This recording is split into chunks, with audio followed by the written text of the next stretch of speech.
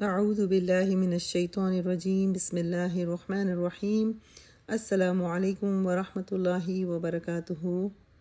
اسما شایسته ګرانو خواندو څنګه یاست؟ الحمدلله الله اسما تعالی څخه دعا کوم او امید لرم چې تاسو ټول جوړ او روغ یاست، د صحت او د عافیت سره یاست، د بهترین ایمان سره یاست. الله سبحانه تعالی تاسو ټول خپل فامیلو سره خپل حفظ او امان کې وساتي. الله سبحانه تعالی تاسو ټول مددگار سي، هر مشکل چې لري هغه الله سبحانه تعالی آسان کی پر تاسو او تاسو په ټول فامیل باندې الله سبحانه تعالی ورحميږي، هر ناجوړي سره وساتي، هر آفت سره، هر مصیبت سره الله سبحانه تعالی وساتي. الله سبحانه تعالی جو کی چې تاسو روزه میاش په خیر تیریږي.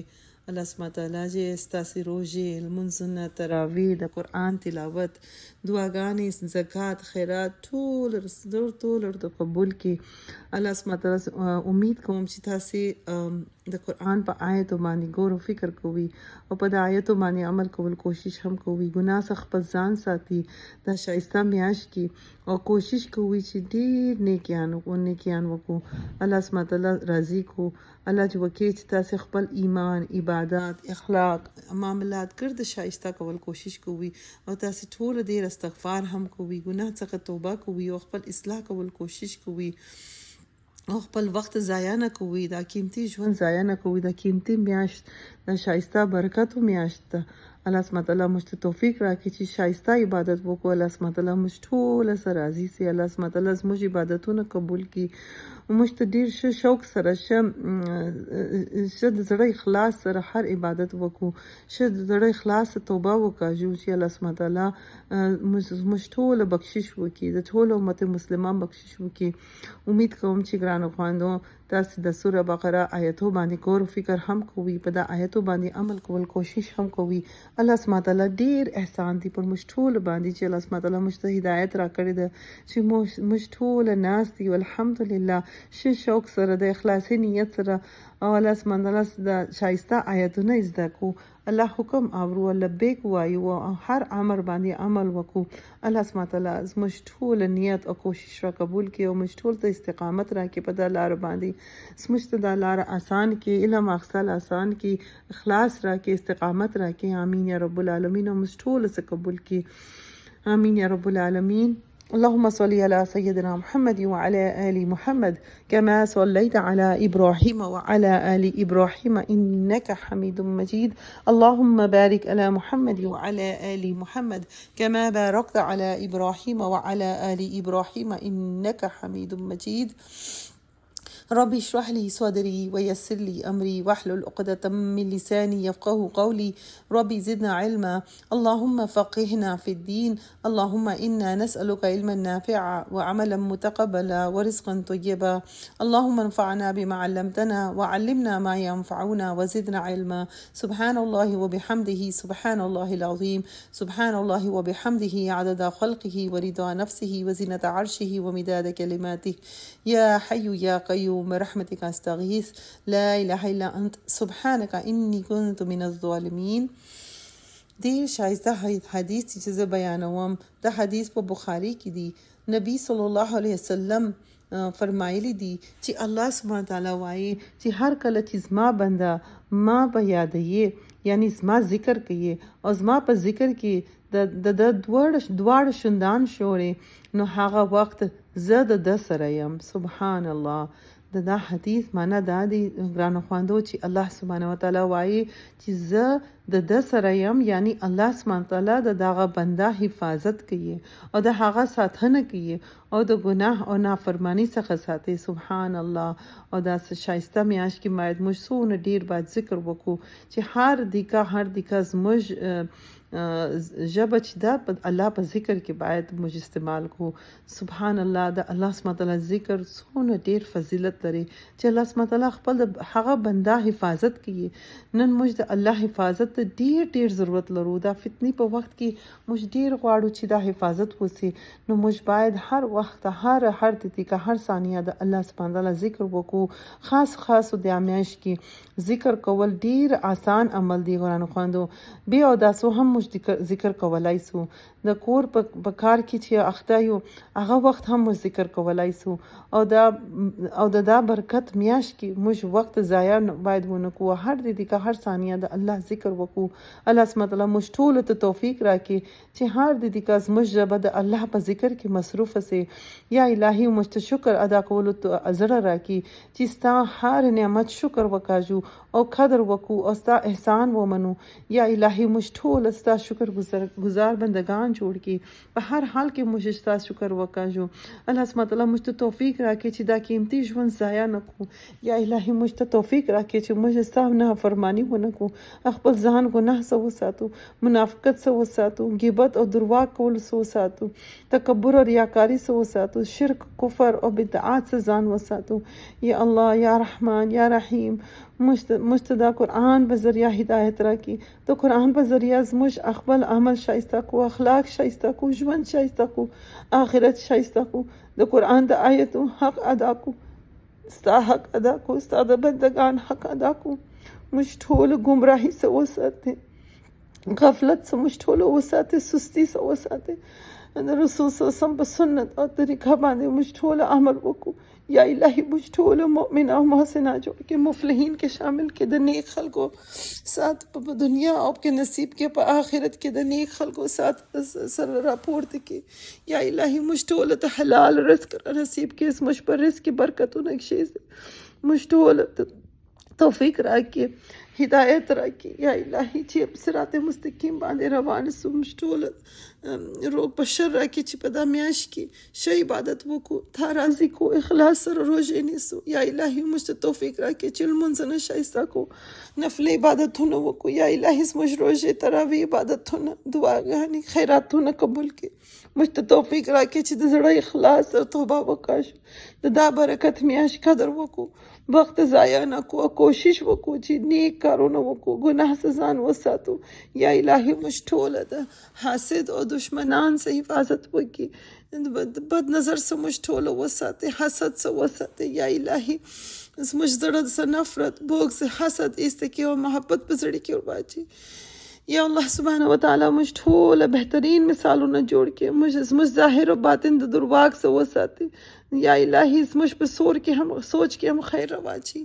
یا رب العزت موږ ته توفیق راکړي چې موږ په بل چا کې خوبي او خیر ووینو، خپل عیب ووینو او اصلاح وکړو، د بل چا عیب پټ کړو. یا الله سبحانه وتعالی یا رحیم یا رزاق د دغه په عوض کې ته زموږ عیب را پټ کړي. یا غفور یا ستار یا غفار یا الهي یا رب موږ ټول ته حق را ښکاره کړي، هر شي چې نه حق دی هغه زموږ ژوند څخه ایسته کړي.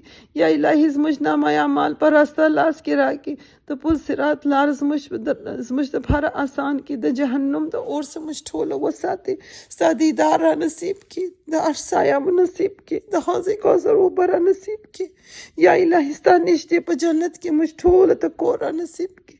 یا رب العزت موږ ته هدایت راکړي چې خپل اولادو ښه تربیه وکړو، د دین لار دې ته وروښو، زموږ اولادو ته هدایت ورکړي، د متقیان امام جوړ کړي، زموږ دپاره صدقه جاریه جوړ کړي، لمونځ ګزار بندگان جوړ کړي، مسجدونه آباد کړي، د قرآن محبت په زړه کې ورواچي، هر فتنې، هر شر، هر مصیبت څخه وساتي، د بد شریکان څخه وساتي، بد لار څخه وساتي، غفلت څخه وساتي. یا الهي گمراهي څخه وساتي، دې ته د دنیا او د آخرت کامیابي ورکړي، د دې ایمانو حفاظت وکړي، د دې تقوا ډېر کړي. یا الهي موږ ټول بهترین امه جوړ کړي، د دین بهترین خدمت زموږ را روان نسلو زموږ اولادو څخه واخلي. یا رب العزت د مرګ وخت را باندې آسان کړي، د مرګ په وخت کلمه را نصیب کړي، زموږ خاتمه پر ایمان کې موږ ټول د قبر د عذاب څخه وساتي، زموږ قبر د جنت باغ را جوړ کړي، د حشر ورځ آسان کړي، د منکر نکیر سوال جواب آسان کړي، د عرش سایه را نصیب کړي. یا الهي ستا دیدار را نصیب کړي، د قیامت په ورځ زموږ نور را مکمل کړي. یا الله سبحانه تعالی زموږ استادان په وخت کې په صحت کې برکتونه کښېږدي. یا الهي دې ته بهترین اجر په دنیا په آخرت کې ورکړي. یا الهي دې د دنیا کارو کې هم آسانی پیدا کړي. یا الهي دی سه او د دې ټولو فامیل سره راځي سه یا الهي په دا ادارې کې هر څوک چې هر کوشش او کومک کوي که غټ یې که کوچنی یې ټوله ته اجر عظیم ورکړي ټوله څه قبول کړي ټوله ته استقامت ورکړي د ټوله دنیاوي کارو کې هم اساني پیدا کړي یا الهي ټوله شاګردان چې کوششونه کوي په دا ادارې کې یا الهي د ټوله کوششونه قبول کړي د علم اخیستل آسان کې هر څونه آیتونه زده کوي په هغه باندې عمل کول توفیق هم ورکړي یا الهي ټول مریضان ته شفای کامله ورکړي صحت ورکړي شفایابي ورکړي یا الهي موږ هر رقم نه جوړې سه وساتې هر فتنې سه وساتې موږ ټوله ته صحت او ایمان ژوند راکړي یا الهي هر څوک چې وفات شوی دی هغه ټول وبخښي جنت الفردوس نصیب کړي هر څوک چې هر مشکل هر پریشانی لري یا الهي ټول د لپاره آسان کړي هر مشکل چې لري هغه مشکل څخه خلاص کړي یا الهي زموږ د ټولو ګناهونه رامعاف کړي که کوچنی ګناه یې که غټ یې که ظاهر یې که باطن یې که مو په قصده کړي یا په ناپاهمي کې راسه سوي یا الهي ټوله معاف کړي یا الهي زموږ ګناهو ته مه ګوره خپل رحمت په ذریعه موږ ټوله وبخښي یا رحیم رحم وکړه یا غفور رحیم موږ ټوله وبخښي یا الهي موږ بې تا ما سوا بل څوک نه لرو یا الهي ته زموږ الهي زموږ رب یې موږ ټوله هر مصیبت څه وساتې یا الهي ټول امت مسلمه وساتي یا الهي موږ ټول ګناهکار یو خطاکار یو فقیران یو ستا غلامان یو یا الهي ته بادشاہ یا الله یا الهي ته غفور رحیم رب یا الهي आवाज یا الهي د توبه دروازې زموږ لپاره خلاص کړي زموږ توبه را قبول کړي یا الهي ټول امت مسلمه باندې رحم وکړي یا الهي زموږ ټول توبه را قبول کړي په دا شایسته او برکت میاشت کې زموږ ټوله بخشش وکړي زموږ دعاوې قبول کړي زموږ توبه قبول کړي زموږ ټوله حفاظت وکړي هر ناجوړې سه هر فتنې هر شر سه وساتي یا الهي موږ ستا رحمت ته محتاج یو یا الهي د بخشش محتاج یو یا الهي ته بادشاہ یو موږ ستا فقیران یو پر موږ ټوله باندې رحم وکړي زموږ ټوله دعاوې زموږ ټوله په حق کې قبول کړي او ټول امت مسلمه په حق کې قبول کړي آمین یا رب العالمین اللهم صل على سيدنا محمد وعلى آل محمد كما صليت على إبراهيم وعلى آل إبراهيم إنك حميد مجيد اللهم بارك على محمد وعلى آل محمد كما باركت على إبراهيم وعلى آل إبراهيم إنك حميد مجيد جزاك الله خيرا كثيرا السلام عليكم ورحمة الله وبركاته الله أكبر الله أكبر لا إله إلا الله والله أكبر الله أكبر ولله الحمد الله أكبر الله أكبر لا إله إلا الله والله أكبر الله أكبر ولله الحمد الله أكبر الله أكبر لا إله إلا الله والله أكبر الله أكبر ولله الحمد الله أكبر الله أكبر لا إله إلا الله والله أكبر الله أكبر ولله الحمد الله أكبر الله أكبر لا إله إلا الله والله أكبر الله أكبر ولله الحمد الله أكبر الله أكبر لا إله إلا الله والله أكبر الله أكبر ولله الحمد الله أكبر الله أكبر لا إله إلا الله والله أكبر الله أكبر ولله الحمد الله أكبر الله أكبر لا إله إلا الله والله أكبر الله أكبر ولله الحمد الله أكبر الله أكبر لا إله إلا الله والله أكبر الله أكبر ولله الحمد الله أكبر الله أكبر لا إله إلا الله والله أكبر الله أكبر ولله الحمد الله أكبر الله أكبر لا إله إلا الله والله أكبر الله أكبر ولله الحمد أعوذ بالله من الشيطان الرجيم بسم الله الرحمن الرحيم الحمد لله رب العالمين الرحمن الرحيم مالك يوم الدين إياك نعبد وإياك نستعين اهدنا الصراط المستقيم صراط الذين أنعمت عليهم غير المغضوب عليهم ولا الضالين آمين.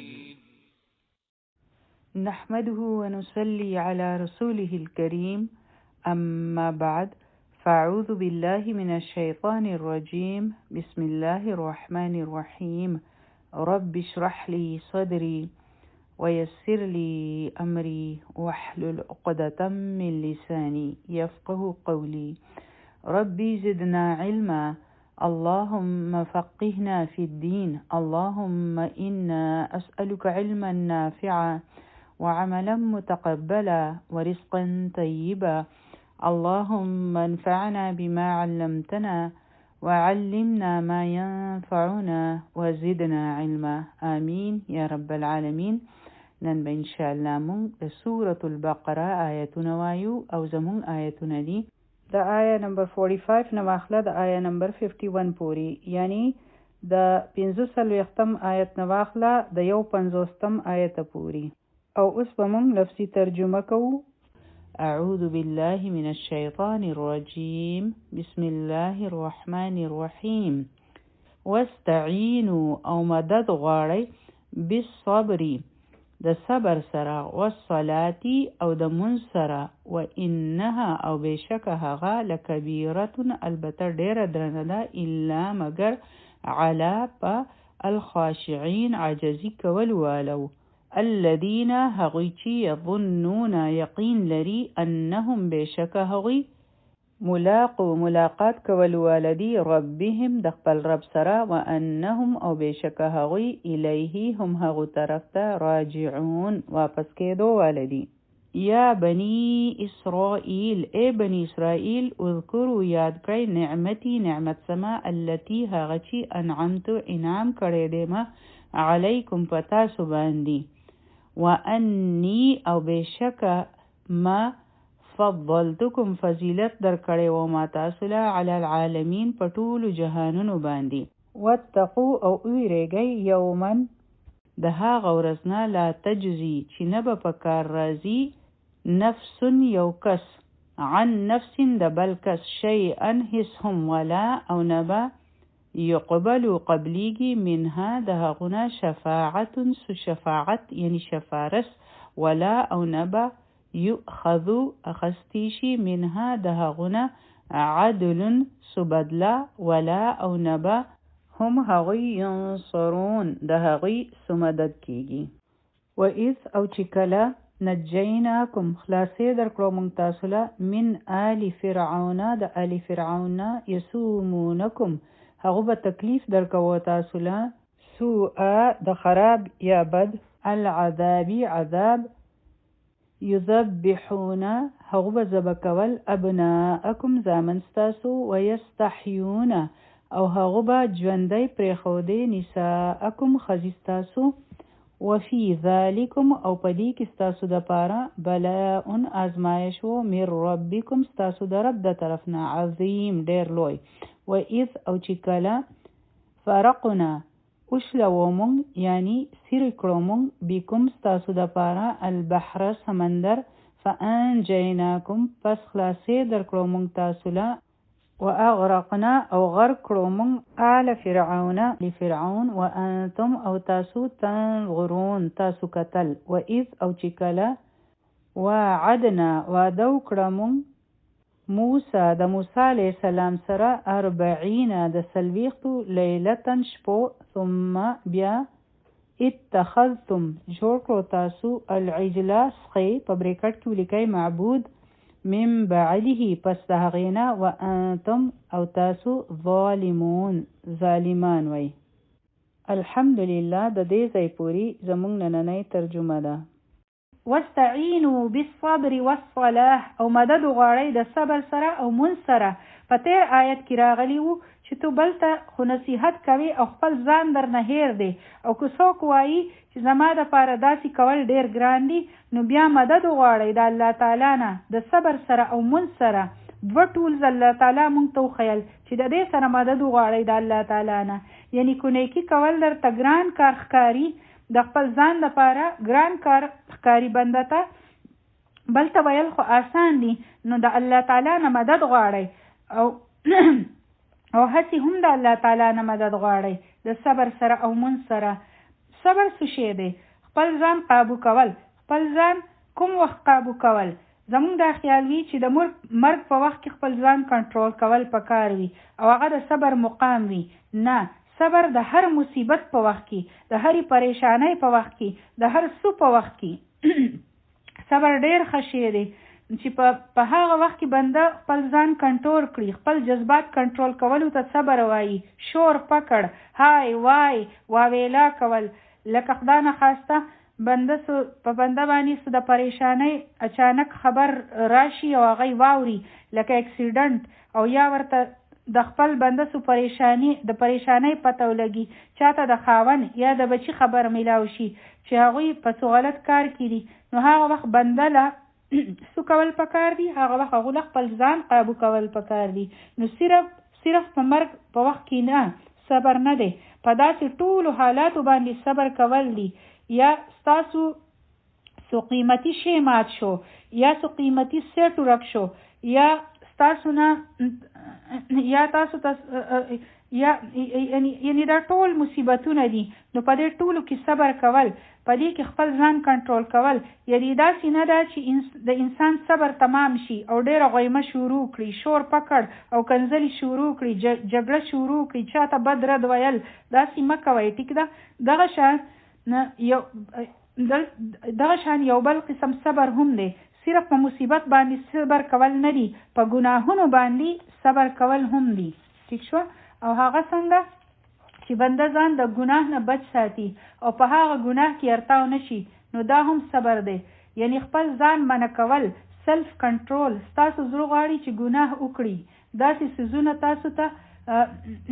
تاسو ته ښکاره دي او ستاسو ورته زړه کېږي، داسې څیزونه چې ستاسو ورته زړه کېږي، هغې ته کتل هم کېدی شي، هغه غوستل هم کېدی شي، هغه سو اورېدل هم کېدی شي، هغه ټمپټیشنز دي، هغه چرته تلل هم کېدی شي، لیکن تاسو ته پته ده چې هغه غلط دي. په هغه وخت کې خپل ځان کنټرول کول چې زه دا کار نشم کولی، یعنی دا تاسو خپل ځان وتړو، خپلې باګې مو په خپل لاس کې ونیوي، نو دې ته صبر وایي.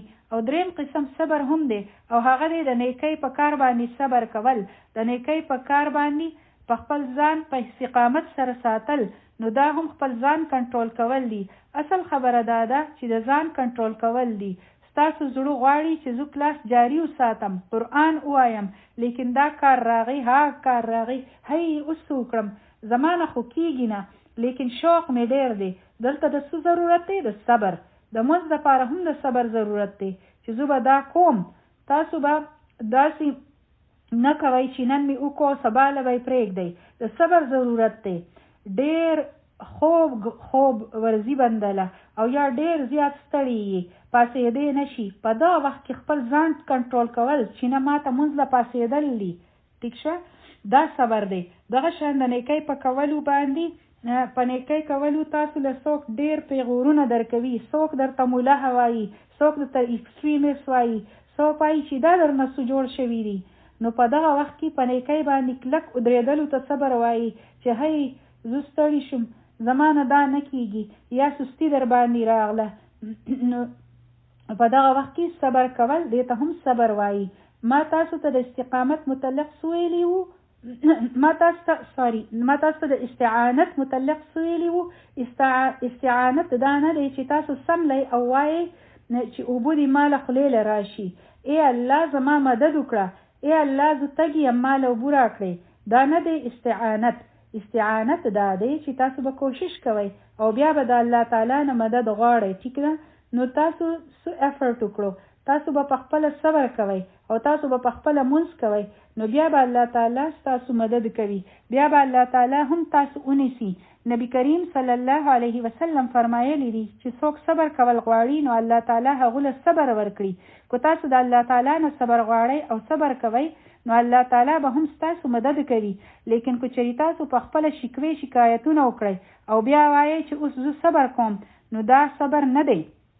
صبر د پریشانۍ په شروع کې وي، وروسته خو بنده له هسې هم قرار راشي. نو وخت خو هسې هم ډېر غټ ملهم دی، نو هغه خو بیا هسې هم بنده له راشي یو ورځ. په شروع کې تاسو وکړل دې ته صبر وایي. چې څنګه د پریشانۍ خبره واورېده نو تاسو وکړل، نو د صبر او مونځ سره مدد غواړئ د دې دوو څیزونو سره. وَإِنَّهَا لَكَبِيرَةٌ إِلَّا عَلَى الْخَاشِعِينَ. بېشکه دلته مونځ طرف ته اشاره ده او کدوانو ته. نو دلته په انها کې چې د ها دا ضمیر دی نو دا ټولو ته ځي. که تاسو نورو ته وایئ یعنی مونځ، زکات یا ایمان راوړل دا ټول ګران کارونه دي. نو مختلفو مفسرینو مختلف څیزونه لیکلي دي، یعنی که مونځ طرف ته اشاره ده او که صبر او مونځ طرف ته اشاره ده نو دا ګران کارونه دي، سوای د هغه خلکو دپاره چې هغوی خشوع کول والوي، د هغوی دپاره ګرانه یا درنه نه وي. په ځینو خلکو خو منځونه ډېر غټ بوج وي، په پنځه منځونه څنګه وکړو. ځینې خلک منځونه خو کوي لیکن په هغې کې خشوع نه وي. منځ خو وکړي لیکن صرف بدني منځ وي، منځ د زړونه نه کوي، زړه یې بلکل حاضر نه وي، زړه ته یې پته هم نه وي چې منځ مې وکړو او که نه. وَإِنَّهَا لَكَبِيرَةٌ إِلَّا عَلَى الْخَاشِعِينَ. دا د ځینو دپاره ډېر غټ بوج وي لیکن په هغه خلکو ګران نه وي، د هغوی دپاره بوج نه وي چې څوک خاشعین دي. دا خاشعین څوک دي؟ خشوع یو داسې جذبه ده چې په هغې کې بنده د چا د عظمت په وجه د هغونه یریږي، د عظمت په وجه چې هغه دومره غټه هستی ده، د هغو د وړاندې زه څنګه غلط کار وکړم، دې ته خشوع وایي. لکه په چا چې د چا یو روب وي، چا ته ښکته کېدل د هغو د عظمت په وجه. نو خاشعین څوک دي؟ الذین یظنون انهم ملاقو ربهم. چې زه په دې خبره یریږي، چې څوک په دې خبره یریږي که نه چې زمونږ به د الله تعالی سره ملاقات کیږي. ټیک شوه؟ یعنی چې څوک په دې خبره یریږي چې زمونږ به د الله تعالی سره ملاقات کیږي. وانهم الیه راجعون. او بېشکه مونږ ته الله تعالی طرف ته واپس تللی، نو هغوی خاشعین وي. الله تعالی فرمایل چې د داسې خلکو دپاره مونځ کول ګران کار نه وي، د هغوی دپاره مونځ بوج نه وي، د هغوی دپاره صبر کول ګران نه وي، د هغوی دپاره نیکي کول ګرانه نه وي، او د نورو دپاره واقع نیکي کول ډېر ګران کار وي، په هغوی دا کار ډېر دروند وي. او تاسو وګورئ چې د چا ایمان ویک وي، ټیک وه، نو د هغوی دپاره بیا دا هر څه ډېر ګران وي. چې ما ته الله تعالی طرف ته تلل دي، ما ته یو ورځ الله تعالی ته ودرېدل دي. چې کله ایمان کمزوري وي نو بیا د انسان دپاره مونځ کول ډېر ګران وي. هی څنګه پاسو، څنګه مونځ وکړو، هی دا خو ډېر ګران کار دی، هی نن سبا خو هر غنټه په غنټه پس مونږ دی ډېر ګرانه ده مونږ نشو کولی. صبر خو دومره ګران کار دی چې بس نیکی کول خو ډېر ګران کار دی. بیا خو د هغو دپاره هر څه ګران وي، لیکن چې څومره هم ستاسو دا عقیده مضبوطه شي چې زه به د الله تعالی سره ملاقات کوم او ما ته هغو ته مخامخ ودرېدل دي، ما له هغو ته جواب ورکول دي، بیا ټول کارونه انسان ته آسان شي. تاسو ګورئ د رشته دارانو سره تعلقات خو آسان کار نه دی، لیکن چې کله د دې خبرې یقین وي چې ما ته د الله تعالی سره ملاقات کول دي او هغه به رانه تپوس کوي او بیا مونږ څنګه نه کوو، چې کله دا یقین وي چې ما له به مرګ راځي، ما ته به تلل وي یو بل جهان ته، نو بیا بنده څنګه نه کوي. نو اصلي پرابلم دلته وي چې د بنده د ملاقات یقین نه وي. چې چا د ملاقات یقین نه وي نو هغه بیا چې د چا سره د الله تعالی یره وي او د هغو د ملاقات یقین وي نو هغه بیا ریهرسل کوي، 5 ځله د ورځې د الله تعالی په مخ کې لاس وتړي او دا د هغو ریهرسل وي، دا د هغو ټریننګ وي چې ما ته به داسې په میدان محشر کې ودرېدل وي د الله تعالی په وړاندې لکه څنګه چې نن دلته ولاړه یم. بیا هغو ته پته وي چې الله تعالی ما ته ګوري، زه هغو ته ولاړه یم، بیا خشوع هم راځي، بیا یې په منځ کې زړه هم لګي، بیا هغو ته ښکته کېدل په رښتیا سره ښکته کېدل وي، بیا هغه اکسرسایز نه وي، د دوی لپاره بیا ګران کار نه وي، باقي د ټولو لپاره دروند وي. یا بني اسرائیل اذکروا نعمتي التي انعمت علیکم، ای بني اسرائیلو یاد کړئ زما نعمتونه چې ما په تاسو باندې انعام کړي دي. بیا دوباره هغوی ته ویلی شو لکه یو مور خپل بچی ته په محبت سره وایي چې ای زما بچیه خبره واوره، ای زما بچیه په خبره ځان پوهه کړه، ما څومره تکلیفونه تیر کړي دي ستا په پیدایش کې، ما ستا په پرورش کې څومره سختۍ تیرې کړي دي، ته زما په خبره ځان پوهه کړه. هغه ورته بار بار وایي کنه. الله تعالی دوباره فرمایل او دا د هغو شفقت او مهرباني ده چې ای بنو اسرائیلو زما نعمتونه یاد کړئ، زما احسان ومنئ چې تاسو ایمان راوړئ او زما په خبرو باندې عمل وکړئ. چې د چا په تاسو ډېر احسانات وي نو بیا تاسو د هغوی د خبرې نه انکار نشئ کولی. چې کله الله تعالی خپل نعمتونه را یادوي نو مقصد دغه دی چې تاسو د الله تعالی خبره ومنئ. هلته ویلی شوي وو چې آمنو او دلته ویلی شو چې فضلتکم علی العالمین، زما نعمت یاد کړئ، ما تاسو له په ټول جهان والو فضیلت درکړی وو. یعنی په هغه دور کې چې څومره هم سیزونه وو، یعنی چې څومره هم قومونه وو، په هغه ټولو باندې دوی له فضیلت ورکړی وو. په هغه وخت کې څوک بت پرست وو، چا به ورته سجدې کولې، لیکن دوی په توحید باندې وو. یعنی دوی له د هدایت پیغام ولیږو، دوی په خلکو کې منتخب کړو. زه تاسو د خپل دین دپاره چوز کړم، لکه چې یو پریزیډنټ وایي چې زه خپل یو امبیسډر جوړوم. دا هسې یو مثال دی، د یو ملک امبیسډر سوړه خبره نه وي، او چې هغه کله څوک منتخب کړي نو د هغوی دپاره دا بیا څومره د ډېر عزت او فخر خبره وي. یو وی د ملک صدر او یو وی چې د ملک صدر یو سفیر چوز کړي او یو وی د الله تعالی امبیسډر، نو دا څومره د عزت خبره ده چې الله تعالی تاسو له درکړه، یعنی تاسو الله تعالی چوز کړئ. ٹھیک شوه؟ په ټولو خلکو کې پیغام رسان جوړ شئ. تاسو په لاس کې الله تعالی خپل پیغام کې خودو، تاسو هغه مخکې نور خلکو ته ورسوئ. دا یو ډېر غټ آنر و د هغوی دپاره، او دلته یو یونیورسل رول دی او دا د ټولو دپاره دی، د هغه خلکو دپاره هم چې کوم خلک یریدل چې زمونږ د کرسۍ به سوکېږي، زمونږ فینس به پاتې شي، زمونږ به بیا څوک تپوس نه کوي، زمونږ به بیا څوک تپوس کوي، ځکه به هغوی خپل عوامو له د تورات علم نه ورکوو، یعنی د یهودیانو علما. او د هغې وجه سوه چې دا علم ټولو زده کړو نو زمونږ باچاهي به ختمه شي، زمونږ خاني به ختمه شي. هغوی دا غوښته چې خلک موږ ته محتاج وي. که چېرې دوی لا هر څه زده کړي نو بیا به زموږ نه څوک تپوس کوي. لکه که هر چا له نکاح تړل ورشي، یعنی که هر چا له د جنازې مونځ ورشي نو بیا خو به هغوی څوک نه راغواړي. نو دغه هغوی هم غوښته چې زموږ راج چلیږي. یعنی ځینې داسې څیزونه وي چې هغه علما په خپلو لاسونو کې ایښودي وي، او که هغه عوام زده کړي نو د هغوی به څه اهمیت پاتې نشي. او ظاهره ده چې زیات علم د هغوی سره وي او هغه د هر چا سره نه وي، لیکن بیسیک علم خو پکار ده چې د هر چا سره وي، بنیادی علم. نو هغوی دا بنیادی علم هم چاله نه ورکوي، ځکه چې خلک مونږ ته محتاج وي. واتقوا یوما لا تجزي نفس عن نفس شیئا، چې کله تاسو خپل اولاد پوهه کوئ کنه نو تاسو هغه وخت په محبت سره هغوی پوهه کوئ او ورته وایئ چې که تا سبق ونه وی نو د هغه وخت نه ویریږه، هسې نه چې ستا په تا باندې داسې وخت راشي، هسې نه چې داسې وشي. داسې وایو که نه مونږ.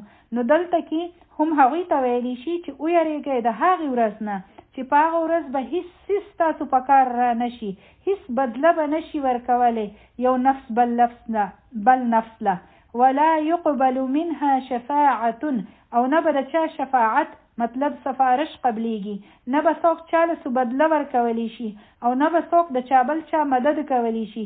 چې کله انسان به په یو غټ مصیبت کې اونخلي، چې کله یو انسان په یو غټ مصیبت کې اونخلي دلته په دنیا کې، نو اوله انسان خپل ځان د هغې نه د راوباسلو کوشش کوي کنه، او چې په خپله ځان نشي راوباسلی نو بیا هغه اخوا دېخوا وګوري چې چاله آواز ورکړم او هغه راشي او زما مدد وکړي، که پیسې ورکول وي ورته، که چاته منتونه کول وي، او که د هغو پیسې او که د هغو خپې نیول وي، او که د هغو خوشامد کولی، او که هر څه وي، خو چې هغه زما مدد وکړي. چې بنده ته خپل کانټیکس استعمالول وي، خپل اثر او رسوخ استعمالول وي، نو دا ټول څیزونه بنده استعمالوي. نو د قیامت ورځ ډېره غټه مصیبت والا ورځ ده، او الله تعالی په قرآن کې د هغې نه یرولی یو مونږ. الله تعالی مونږ د فقر او فاقې نه یو یرولی چې یو ورځ به تاسو ته ډوډۍ نه میلاویږي، او نه انسان د بیمارو نه یرولی دی. د کومو څیزونو نه چې مونږ یریږو نو د هغې نه یې نه یرولی. الله تعالی مونږ د قیامت د ورځې نه ډېر زر یرولی یو، ځکه چې ویریږئ، ځکه چې په هغه ورځ به ډېره سخته ده. یو نفس به د بل نفس په کار نه راځي، او نه به څوک د چا دپاره څه کولی شي چې د دو په بدله کې ماله سزا راکړه. یو مور به هم داسې نه وایي، بلکې هغه به وایي چې یا الله زما بچی واخله او ما پرېږده، دې ونیسه خو ما ته څه مه وایه. دې په خپله داسې وو، ما خو دې ډېر پوهه کړی وو. مور او پلار به خپل ځان بریوزمه وګڼي، نو یو بنده به د بل بنده بدلې ته نه وي تیار، او نه به څوک داسې ویلی شي چې زما خو ډېر نوکران چاکران دي، دوی ونیسه او زما په ځای دوی له سزا ورکړه. په دنیا کې چې د مالک نه څه غلط کار وشي نو هغه خپل نوکر له پیسې ورکړي چې زما په ځای تو دا غلط کار په خپل سر واخله، نو بیا هغه په مقدمه کې ودرېږي د پیسو دپاره. لیکن د قیامت په ورځ به هیڅ داسې نشي کېدی، او نه به د چا سفارش قبلیږي. او زمونږ د خلکو چې د شفاعت یو سوچ دی نو هغه څه دی، لکه مونږ چې وایو چې د چا زړه غواړي نو هغه به شفاعت کوي. لکه دلته په دنیا کې چې خلک الټه سیده کارونه وکړي او بیا څوک لاړ شي او د هغو دپاره سفارش وکړي نو هغه راخلاص شي. یعنی څوک چا غټ بنده سفارش راوړي او هغه راشي او هر څه ټاک شي، نو داسې به نه وي. لیکن د قیامت په ورځ به داسې نه وي. په هغه ورځ چې الله تعالی د چا دپاره وغواړي نو د هغو دپاره به سفارش وي، او چې د چا په ذریعه سفارش کوي نو هغو ته به وایي چې تو د دو سفارش وکړه. یعنی کولو والو له به څوک اجازت ورکوي؟ الله تعالی. او چې د چا دپاره سفارش کیږي نو دا دواړه به د الله تعالی د اذن سره کیږي. پوه شوې په دې خبره؟ نو دا دواړه به د الله تعالی د حکم سره کیږي. داسې نه ده چې د چا څوک خوښ وي نو را به شي او د هغو دپاره به سفارش وکړي. نه بالکل نه، داسې به نه وي. الله تعالی د چا دپاره چې د بخلو فیصله وکړي نو د هغو دپاره به څوک ودرېږي چې تو د ده دپاره سفارش وکړه، چې الله تعالی به سفارش ورکول والا عزت ورکول غواړي چې خلک هغه طرف ته وګوري چې د هغه اهمیت وګوري. الله تعالی هغه له مقام او عزت به ورکوي په خلکو کې، ځکه به هغه ودروي. ګني الله تعالی هغه په خپل هم بخلی شي. الله تعالی ته د چا د وینا څه ضرورت دی چې هغه د چا د پاره وغواړي نو وی بخي، او چې د چا د پاره وغواړي نو عذاب ورکړي. نو په هغه ورځ به د چا سفارش نه قبليږي. د دې دا مطلب دی دا سفارش خو صرف د عزت ورکولو د پاره دی. ګنې داسې نه ده چې هر بنده به کوي سفارش، او نه به څوک د چا نه بدله اخیستی شي چې زما دا بدله دې بنده له ورکړه د دې ګناه، او نه به څوک د چا مدد کولی شي چې د چا مدد له منډه کړي او لاړ شي، او یا فوج او لښکر راشي د بچ کولو دپاره، او یا د چا فینز راشي چې زما په فیسبوک باندې دومره فالوورز دي او هغوی به زما د مدد دپاره ودرېږي. نو داسې هیڅ به نه وي. نو په د هغې ورځ نه ویریږئ. سوچ کوئ چې دا ټولې سهارې ختمې شي، نه به د چا اپروچ وي، نه به د چا کانټیکس وي، نه به د چا پیسه کار کوي. هلته په دنیا کې خلک ډېر کارونه د پیسې په زور کوي چې ستا څومره سوپه کار وي نو زه به درله درکم، بلکې د دې نه به درله زیات قیمت درکړم چې تو څومره غواړې چې ستا څومره فرمایش وي نو هغه به درکړم، لیکن زما دا کار در سره وکړه. یا مونږ د دې پریشانۍ نه وباسه نو هیڅ بدله به نه اخیستې کېږي. دا ټولې د بچ کېدو ذریعې دي، سهارې دي چې مونږ زر دې طرف ته وګورو چې کله مونږ په مصیبت کې شو د لږ وخت لپاره سوچ وکړئ چې د بنده ټولې سهارې ختمې شي. نه به پیسه وي، نه به دوستی وي، نه به شفارس وي، نه به څوک مددگار وي، نه به د چا مور او پلار په کار راځي، نه به خور او ورور وي په هغه ورځ. نو بیا انسان ته به څوک په نظر نه راځي، صرف او صرف خپل ځان به وي، او یو به الله تعالی وي، او هر څه به ختم شي، او هیڅ اهمیت به هم نه وي د یو څیز، هر څیز به ختم شي. الله اکبر. او دلته یو مکالمه ده، امام قرطبي په خپل تفسیر کې لیکلی ده. هغه دا حق د پټولو په باره کې لیکلی دي، لیکن دا د دې ټولو خبرو احاطه کوي، نو ځکه یې زه اوس دلته بیانوم. هغه وایي چې ګورئ حق خبره نه دي پټول پکار. ابن حزم رحمه الله یو تابعي و. تابعي پیژنئ تاسو؟ تابعي څوک وي؟ دا هغه خلک وي چې چا د یو صحابي سره په خپل ژوند کې هغوی یو صحابي لیدلی وي. یعنی تابعي چې وي چې کله هغه ژوندی وي او هغه د یو ژوندي صحابي سره ملاقات شي، یعنی د یو صحابي صحبت هغوی ته میلاو شي، نو هغوی ته تابعي وایي. نبی کریم صلی الله علیه وسلم چې کله د دنیا نه لاړو نو صحابه رضی الله عنهم په دنیا کې خوارو ګرځېدل چې چا د هغوی نه فیض حاصل کړو، د هغوی صحبت ورته میلاو شو، نو هغوی ته به تابعین وي. نو ابو حازم رحمه الله یو تابعی و، او خلیفه په هغه وخت کې سلیمان بن عبدالملک و. نو یو ځل خلیفه مدینه ته ورسېدو، یعنی سلیمان. هلته یو څو ورځې تیرې کړې. نو هغه د خلکو نه تپوس وکړو چې په مدینه کې نن سبا داسې څوک سړی شته چې هغه ته د چا صحابي صحبت میلاو شوی وي. خلکو ورته وی چې ها ابو حازم دی. خلیفه وی چې ځای لاړ شئ او هغه راولئ. چې هغه راغی نو خلیفه سلیمان ورته وی چې ای ابو حازم دا څه بې مروتي ده، دا څه بې وفایي ده. هغه وی چې ما څه بې مروتي کړې ده. سلیمان وی چې د مدینه ټول مشهور خلک مال راغی او تو را نغلې ماله میلاوېدوله. هغه وی یا امیر المؤمنین، زه تا د الله تعالی په پناه کې ورکوم چې تاسو یو داسې خبره کوئ چې هغه د واقعي خلاف ده، یعنی داسې څه خبره شته دی نه. د نن نه مخکې نه تا زه پیژندم او نه زه ستا نه واقف وم، نو په داسې حالاتو کې به زه ستاسو سره میلاوېدوله څنګه راغلی وم. یعنی انسان هغه کس له لیدوله ځي چې هغه یې پیژني. نه تاسو پیژندم او نه ما تو پیژندې، نو زه به څنګه راتلم؟ سلیمان ورته وی سلیمان چې داغو جواب واورېدو نو هغه ابن شهاب زهري چې یو ډېر غټ عالم و هغه طرف ته وکتل نو هغه وی چې ها خبره خو د دوی صحیح ده. د دې نه پس سلیمان خبره بدله کړه او بیا یې نور سوالونه شروع کړو.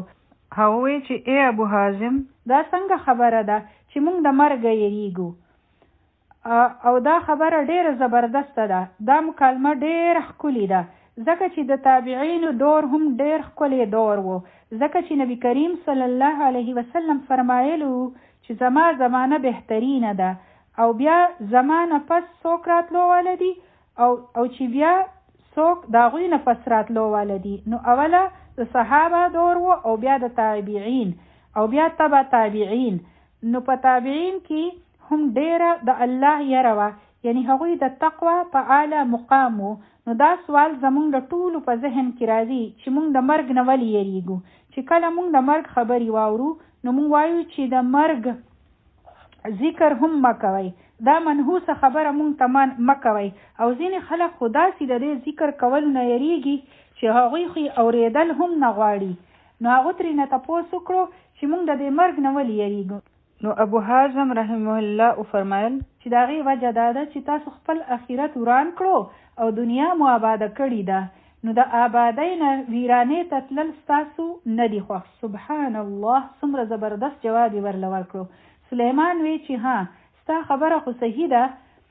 هغو تپوس وکړو چې سبا به د الله په مخ کې حاضري څنګه وي. نو ابو حازم وفرمایل رحمه الله چې نیک خلک خو به د الله تعالی په وړاندې داسې لاړ شي لکه څنګه چې یو مسافر د سفر نه پس خپل کور والا له لاړ شي. سبحان الله.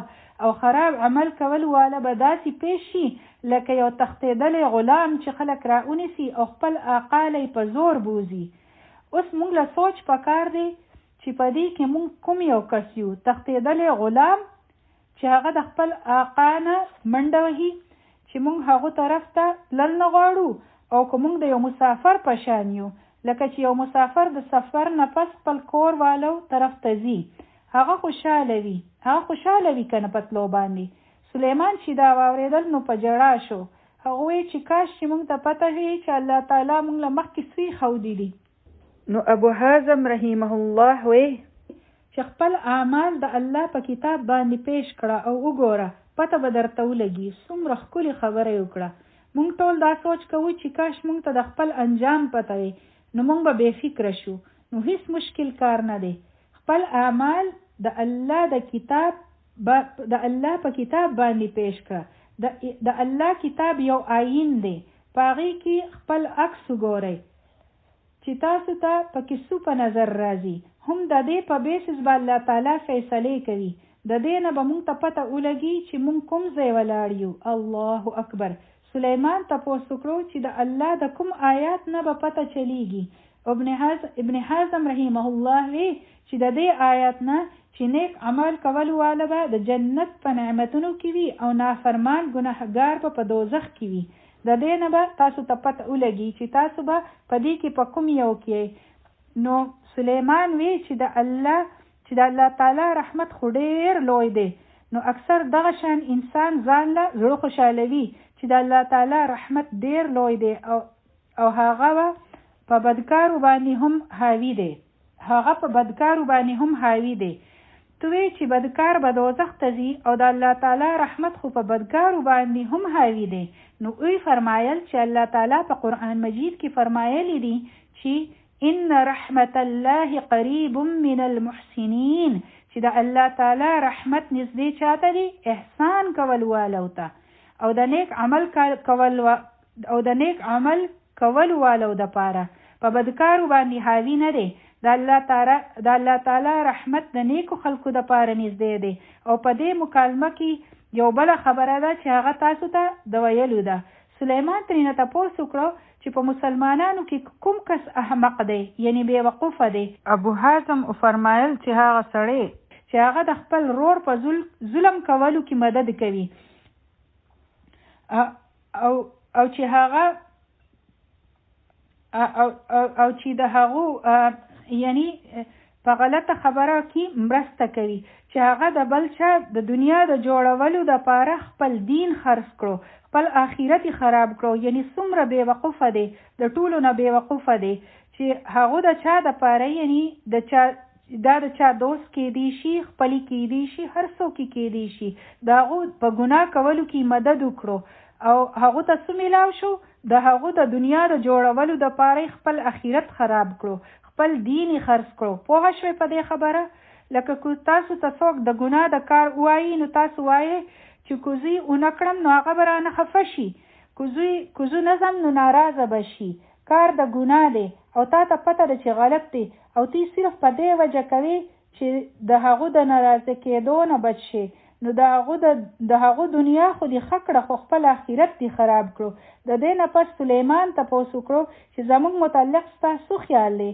ابو حازم رحمه الله وی چې کومه د دې سوال نه معاف کړي نو ښه به وي. سلیمان وی چې نه تو ما ته ضرور وایه. ابو حازم رحمه الله وی ای امیر المؤمنین، ستا ابا او اجداد خو د تورې په زور په خلکو مسلط شو او په زبردستۍ سره د هغوی د مرضۍ خلافي په هغوی باندې حکومت وکړو او ډېر زیات خلک قتل کړو او بیا د دې هر څه نه پس د دې دنیا نه لاړل. کاش چې تا ته پته وي چې د هغوی د مرګ نه پس به هغوی ته څه وایي او هغوی ته څه ویلی کېږي، چې د هغوی د مرګ نه پس هغوی به څه وایي او هغوی ته به څه ویلی کېږي. کاش چې دا اوس تا ته پته وي د باچا نه چاپېره خلک ناست دي او تاسو ته پته ده چې د هغوی خوشامدي خلک هم وي او داسې خلک هم وي چې هغوی بادشاه راضي کول غواړي. نو په دغه وخت کې خلیفه سلیمان وی هغوی چې دا ته څه وایې، څومره خرابه خبره تا وکړه. نو ابو حازم وی چې تو غلطه وی، خرابه خبره مې نه ده کړې بلکې هغه خبره مې وکړه د کومې د کولو چې موږ ته حکم دی. الله تعالی د علما نه دا عهد اخیستی دی چې هغوی حق خبره خلکو ته وکړي او څه پټ نه کړي. لیکن خلک څه کوي چې کله هغوی ته حق خبره وشي نو خبره ګډه مډه کړي. لکه حق خبره وشي نو خلک څومره ناراضه شي. خلک خو داسې خبره نشي برداشت کولی چې هغه په عالم پسې ولګي او د هغو خرابې خبرې شروع کړي. لیکن دا خبره ده چې ولا تلبسوا الحق بالباطل وتكتموا الحق. څه مه پټوئ. سلیمان وی خطا بیا زمونږ د صحیح کېدو څه طریقه ده؟ یعنی سلیمان اوس تپوس کوي چې زمونږ د صحیح کېدو څه طریقه ده؟ که زمونږ مور او پلار لکه غلطه کړې ده نو مونږ له څه کول پکار دي؟ که زمونږ د پلار نیکو داسې کړي دي نو زمونږ د صحیح کېدو څه طریقه ده؟ نو هغه ورته وی چې تکبر پرېږده او عاجزي شروع کړه او خلکو له د هغوی حق د انصاف سره ورکوه. سلیمان ورته وی چې زه داسې څه وکړم چې ته زمونږ سره اوسېدو ته تیار شي. مطلب چې کله څوک یو ښه بنده وویني نو د هغوی خواهش وي چې دی زما سره وي. ابو حازم ورته وی چې د خدای پناه، مطلب یې دا و چې زه داسې نشم کولی. سلیمان وی اخر ولی داسې نشي کولی؟ هغه وفرمایل چې په دې وجه چې زه په خطره کې یم چې چېرته زه ستا مال، عزت او جاه طرف ته مایل نشم چې د هغې په وجه بیا ما ته عذاب تیرول وي. سبحان الله، یعنی چېرته داسې ونشي چې ما ته عذاب میلاو شي. سلیمان وی ښه که ستاسو ضرورت وي نو ما ته ووایه نو زه هغه پوره کړم ځکه چې هغه خو خلیفه و. نو ابو حازم وی چې ستاسو کار وي نو ما ته ووایه، لکه مونږ چې وایو چې که ستاسو خدمت وي نو ما ته ووایه. هغه فرمایل چې ها زما یو ضرورت شته. هغه ترېنه تپوس وکړه چې هغه څه دی؟ سلیمان وی چې د دوزخ نه راله نجات راکړه او په جنت کې راله داخله راکړه. ابو حازم وی چې دا خو زما په اختیار کې نه ده. بیا ورته سلیمان وی چې بیا خو زما نور هیڅ ضرورت نشته. بیا ورته سلیمان وی چې زما دپاره دعا وکړه. نو هغه ورله دعا وکړه چې یا الله که چېرې سلیمان ستا خوښ وي نو د ده دپاره د دنیا د آخرت بهترۍ اسانې کړه او که چېرې دی ستا دشمن وي نو دی د خپل سر نه ونیسه او د خپلې مرضۍ محبوب کارونو طرف ته یې مخه کړه. څومره ښکلې دعا یې ورته وکړه. سلیمان وی چې ما ته وصیت وکړه. ابو حازم رحمه الله فرمایل چې لنډه دا ده چې د خپل رب د عظمت خیال ساته چې هغه تا په دې مقام باندې اونه ویني کوم چې هغه منع کړي دي، چې هغه د راتلو حکم ورکړی دی، چې او د هغه ځای نه غیر حاضره نشي کوم طرف ته چې هغه د راتلو حکم ورکړی دی. مطلب دا دی چې هغه ځای ته حاضر شه.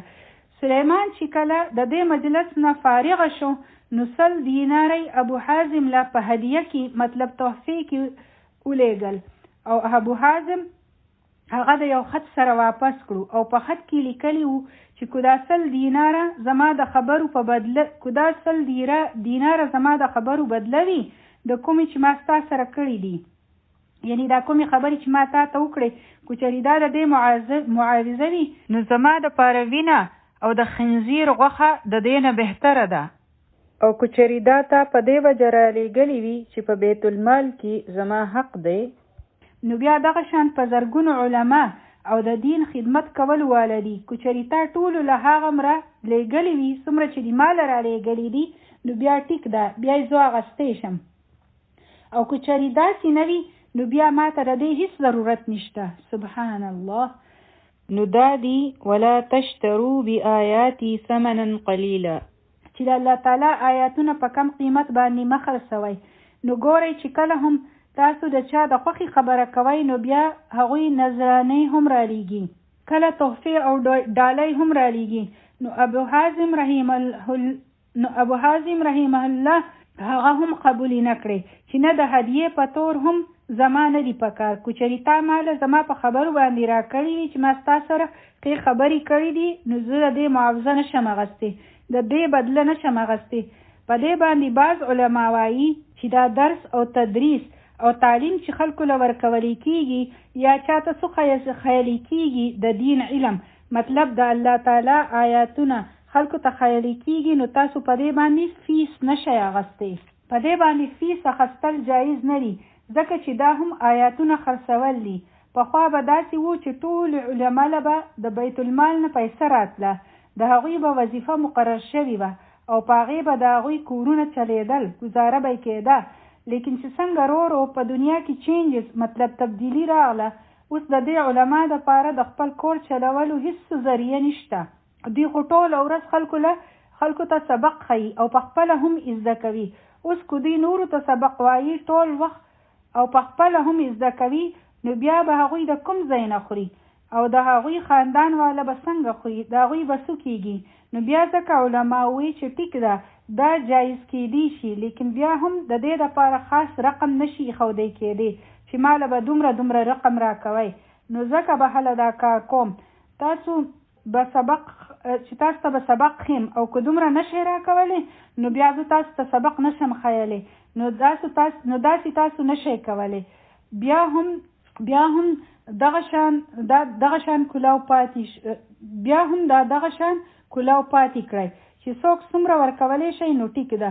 نو دا د دنیا ذریعه مه جوړوئ چې غټ فیسونه د خلکو نه اخلئ او ځان له جایدادونه جوړوئ. بیا هم داسې مه کوئ، یعنی دومره یې دا خبره رد کړه چې دا جایز نه ده. نو اوس څوک د دې اکسپشن مطلب یعنی د دې خبرې رخصت ملاویږي نو هغه په دې وجه چې بیا څوک سبق نه وایي او بیا به نورو ته هم نه ښیي، ځکه چې هغوی به وایي چې موږ خو به بیا نوکرۍ کوو، موږ به د خپل کور خرچه څنګه برابروو. نو ځکه بیا علما وایي چې داسې کول جایز دي، د دې اجازت ورکړی شو. او دای هم وایي چې که تاسو ته ضرورت نه وي نو ما اخلئ، نو د الله تعالی آیاتونه مه خرڅوئ، ځکه چې کله هم دا کاروبار جوړ شي فیسونه کېښودی شي نو بیا به علما سوچ کوي چې که ما د چا خلاف خبره وکړه نو زما نه به فیس لاړ شي، د هغې به بیا څه کېږي، او چې څومره زیات خلک راځي نو هغه مره به فیس زما ډیریږي او بیا به زما په هغې کې زیاته فایده وي، نو بیا به دا کاروبار جوړ شي. نو ځکه د دې نه منع شوی دی خلک، په دې کې بیا خیر نه وي. ستاسو قصې اورېدل خوښ وي که نه؟ او قصې خو د هر چا خوښې وي. نو نن یو قصه اورو. په قرآن پاک کې هم ډېرې قصې راغلي دي، لیکن د قرآن مجید قصې د عام قصو نه مختلفې دي، کومې چې موږ په ډرامو، افسانو او فلمونو کې ګورو. ځکه چې هغه قصې د دروغ وي، بیا هم موږ هغه ګورو او جاړو ورته. لیکن د قرآن قصې رښتینې قصې وي او الله تعالی دا قصې د دې لپاره نه دي کړي چې هغه موږ انټرټین کوي، لیکن هغه غواړي چې موږ د دې نه سبق واخلو. موږ وړو ته قصې وایو، ولی؟ او په آخر کې بیا د هغې قصې شاته یو سبق وي. موږ به وی چې د دې قصې نه تاته څه سبق میلاو شو. چې موږ څومره هم قصې وي نو د هغې نه موږ ته په خپله سبق اخیستل دي چې موږ څه پوهه شو. او د الله تعالی یو خبره هم عبث نه ده، یعنی بیکاره نه ده. نو دلته هم چې کومې قصې بیان شوي دي نو په هغې کې زموږ لپاره ډېرې د فایدې خبرې دي، ډېر سبقونه دي پکې. هسې خو په ویلو کې دا آیتونه ګران نه دي ستاسو د سبق، لیکن د دې نه سبق اخیستل چې دي نو هغه زموږ مقصد دی. په یو تفسیر کې دا تاسو ښه په آرام سره ویلی شئ. یعنی زما مطلب دا دی چې کو تاسو هسې قصه اورېدل غواړئ نو دا خو تاسو په تفسیر کې هم کتی شئ. په اصل کې د دې آیاتونو نه ځان له د عمل خبرې اخیستل دي چې دلته ماته څه ویلي کېږي، دا خو زموږ د پوهې دپاره دي. چا چې دا کارونه وکړل د هغوی وخت خو تیر شو. ځینې خلک وایي چې په قرآن کې خو د پخوانو خلکو قصې دي. نو بې وقفو، په اصل کې دا قصې تاسو ته د پوهه کولو دپاره شوي دي. دلته د انسان د پوهه کولو کوشش کېږي چې داسې کوئ او داسې مه کوئ. اوس ګورو چې په ننني قصې کې زموږ دپاره څه سبق دی. دا قصه شروع کېږي د یوسف علیه السلام نه. د یوسف علیه السلام د قصې تقریبا هر چاته پته ده چې هغه په کوهي کې ارتاو کړی و خپل ورونو. ټیک شوه؟ یعنی د خپل ورونو د لاسه هغه کوهي ته غورځولی شوی و او بیا هغه په بازار کې خرڅ شو او بیا هلته یو عزیز مصر راغی او هغه واخیستو او د هغو کره اوسېدو.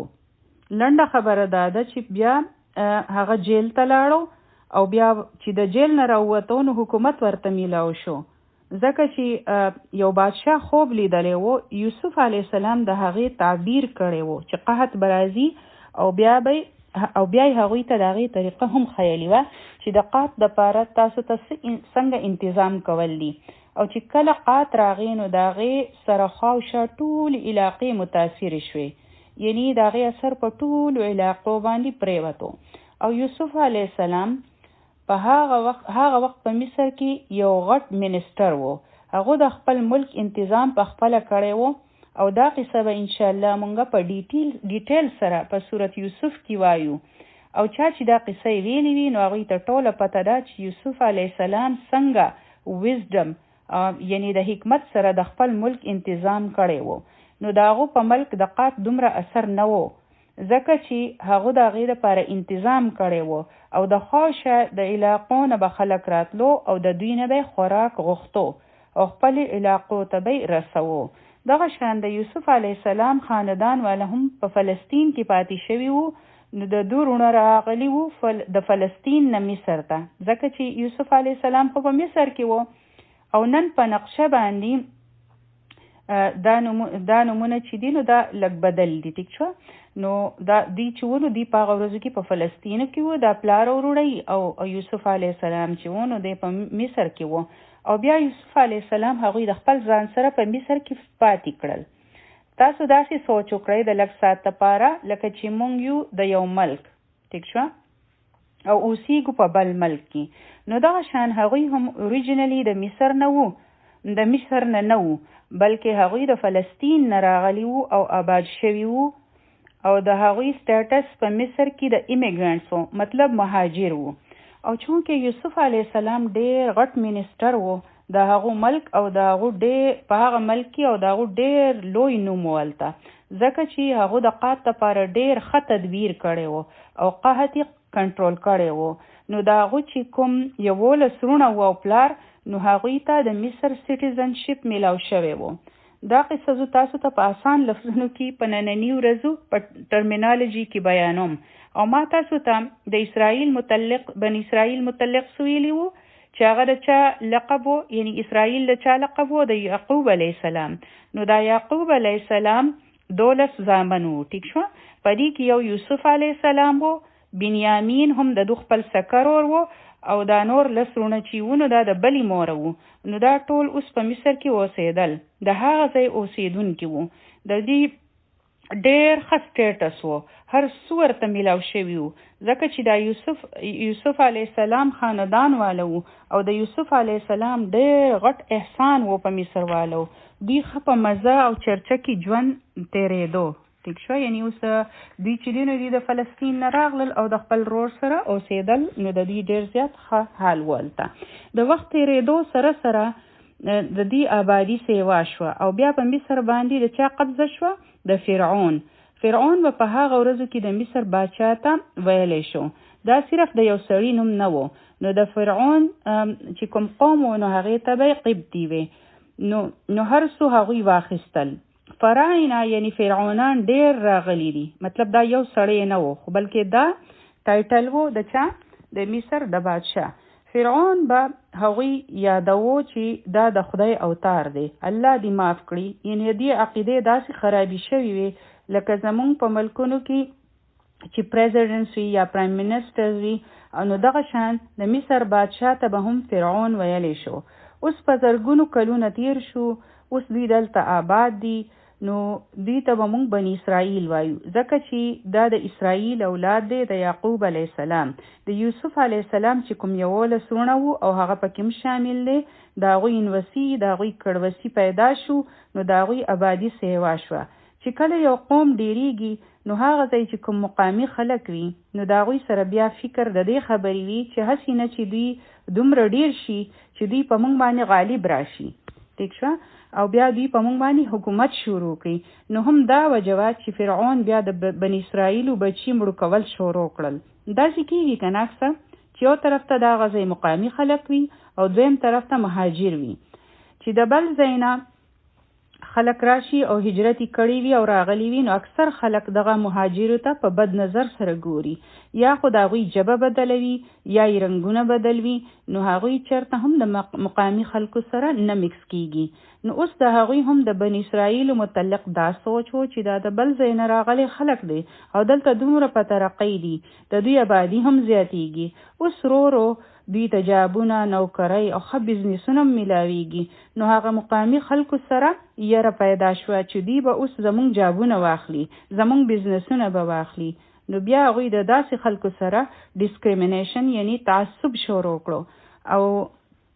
او دوی له بیا وایټ کالر نوکرۍ یعنی جابز به نه ورکول، یعنی هغه کوم چې اوچتې عهدې والا یا سټیټس والا جابونه وي، نو هغه به ورله نه ورکول.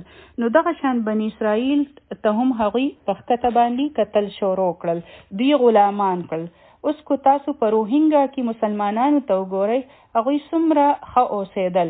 لیکن نن سبا ویلی شي چې هغه خلک وایي چې دوی خو د دې ځای مقامي خلک دی نه، نو د هغوی سره یې بدسلوکي شروع کړه او هغوی یې وشړل. دغه شان په چاینا کې د مسلمانانو بد حال دی. نو دا څه نوی شی نه دی.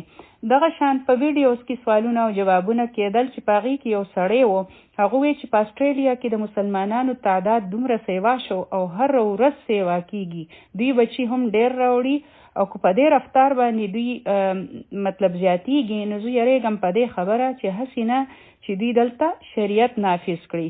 نو دغه شان مقامي خلک د دې خبرې په وجه ډېر یریږي چې که د دې تعداد ډېر شي، نو دوی به په موږ باندې غلبه بیاموني. نو هم دا قصه د مصر وه. اوس لږه شان تاسو ته اندازه وشوه چې په هر ملک کې د ایمیګرانټس څه حال وي او د ایمیګرانټس بیا څنګه فیلینګز وي، یعنی هغوی څه محسوسوي. نو اوس به انشاءالله موږ خپل سبق وایو. دا لږ شان بیک ګراوند ما تاسو ته بیان کړو چې تاسو بیا په دې آیاتونو په اسانه باندې پوه شئ انشاءالله. اعوذ بالله من الشیطان الرجیم، بسم الله الرحمن الرحیم. آیت یو کم 50 راوباسئ. وَإِذْ نَجَّيْنَاكُمْ مِنْ آلِ فِرْعَوْنَ، او یاد کړئ هغه وخت چې کله موږ تاسو له د آل فرعون نه نجات درکړو. اوس دا خبره چاته کیږي چې یاد کړئ چې موږ تاسو له نجات درکړو؟ دا خبره چاته اډرس شوې ده؟ دا یهود مدینه ته. دا آیتونه نازلېدل او يهود مدینه ته ویل کیږي چې ګورئ مونږ تاسو له نجات درکړی وو. نو کو تاسو سوچ وکړئ نو د مدینه يهود له خو نجات نه ورکړی شوی د فرعون نه. فرعون خو چاته ډېر پخوا تیر شوی وو. دلته خو د دې خبرې 2000 کاله شوي وو. دلته نجیناکم استعمال شوی دی او ما تاسو ته مخکې هم ویلي وو چې کوم احسان ستاسو په پلار نیکو باندې شوي وي نو هغه احسان په اصل کې په تاسو باندې هم وي. کو تاسو چېرته د قرآن دعاګانې ویلي وي نو په هغې کې یو دعا د سلیمان علیه السلام هم ده. رب اوزعني ان اشکر نعمتك التي انعمت علي وعلى والدي. ای الله تو مال توفیق راکړی چې ستا د هغه نعمت شکر ادا کړم کوم چې تا په ما باندې کړی دی او زما په مور او پلار دی کړی دی. ځکه چې ستاسو په مور او پلار کوم نعمتونه وي که نه نو د هغې میوه څوک خوري؟ که د چا مور او پلار یا اباج دا ډېر مالداران وي نو د هغې فایده چاته میلاویږي؟ د هغوی اولاد ده. یو مور او پلار و ډېر علم واله و دیندار وو نو هغوی خپل اولاد په دین کې ولګول نو د مور او پلار د نعمتونو میوه ډایرکټ اولاد ته او را روان نسلونو ته ملاویږي. نو ځکه ورته الله تعالی فرمایي چې دا تاسو نن په کوم مقام یې نو د هغې وجه دا ده چې تاسو له الله تعالی نجات درکړی وو. مطلب ستاسو آبا او اجداد له نو نجیناکم تاسو له نجات درکړی وو. یاد کړئ چې څنګه الله تعالی تاسو بچ کړي وای د آل فرعون نه. آل فرعون څوک وو؟ د آل فرعون چې څومره هم قوم وو لښکر وو فوج وو د هغو وزیران د هغو مشران یعنی چې څومره هم د هغو سره شریک وو په عقیده کې نو هغوی ته به قبطي قوم وي. هغوی یعنی دا قبطي خلک چې وو دا جدا خلک وو ټیک شو او یو طرف ته او بني اسرائیل وو ټیک شو. او هغوی څوک وو؟ قبطي چې دی نو دا د دې سپیلنګ چې دی نو قاف با پا ټیک شو. اوله قاف دی بیا با راځي بیا پا. نو یسومونکم هغوی به تکلیف درکوو تاسو له. څه به یې کول؟ سوء العذاب. سوء وای خراب ته او عذاب وای عذاب ته یعنی خراب عذاب به ورکوو. سو عذاب به ورله ورکوو یعنی د هیڅ څیز موقع دوی له نه ورکوله. په دوی باندې به سخت کارونه کول. لوی عمارتونه به په دوی جوړول. د دوی حالت ډیر خراب شوی وو. دوی هلته غلامان وو. ښه اوس تاسو ماته ویلی شئ چې دا خلک څوک وو؟ بني اسرائیل څوک وو چې د هغوی نه غلامان جوړ کړي وو؟ تاسو ماته دا خبره کولی شئ؟ لکه نن چې مونږ وایو د سیدانو په باره کې چې کوم اصلي سیدان دي نو تاسو داسې فرض کړئ چې بني اسرائیل هم سید وو د پیغمبرانو اولاد وو او دا معمولی خبره نه ده. یعنی په مونږ کې یو کس هم دا دعوه نشي کولی چې مونږ د پیغمبرانو اولاد یو. صرف هغه چې اصلي سیدان دي او هغوی د یعقوب علیه السلام د اسحاق علیه السلام او د ابراهیم علیه السلام اولاد وو. ټیک نه؟ د یعقوب علیه السلام د 12 زامنو اولاد را روان وو او اوس دوی 6 لکه جوړ شو او چې کله د دې دومره آبادي سیوا شوه نو د دوی نه به داسې کارونه اخیستل چې هغه ډېر ښکته قسم کارونه وو او په هغې کې ډېر محنت او مشقت وو او دوی له به یې ډېره لږه پیسه ورکوله. لکه نن سبا چې کانسنټریشن کیمپس دي هلته دوی خلک بند کړي د دوی د مذهب په وجه د دوی د تنګولو کوششونه کیږي نو د هغوی د ټورچر څو طریقې وي هغوی وی چې دا خلک ډیر زیاتیږي نو په دوی باندې ظلمونه شروع کړل. یذبحون ابناءکم چې کومه ښځه به پریګننټ شوه نو په هغې باندې به یې ګارډز ولګول. ټیک شوه. او هغوی به او هغه دایی به هم ورسره وه او چې کله به د هغې بچی پیدا شو نو هغه به یې ذبح کړو. نو په یذبحونه کې 2 با دي او په دې کې شدت دی یعنی د دې دا معنی ده چې دا کار به دوی بار کوو او دا لفظ ذبحه چې دی دا به یې په ډېره خرابه طریقه سره کول. سخت تکلیف به یې وله ورکوو یعنی دا بیبیز به هغوی ذبح کول حلالول به مونږ وایو چې په دنیا کې ډېر غټ ظلم دی، نو دا ولنې دور نه دی د ظلم. تاریخ وګورئ، د ظلم داسې داستانونه دي، داسې قصې دي چې د بنده روح ورپیږي.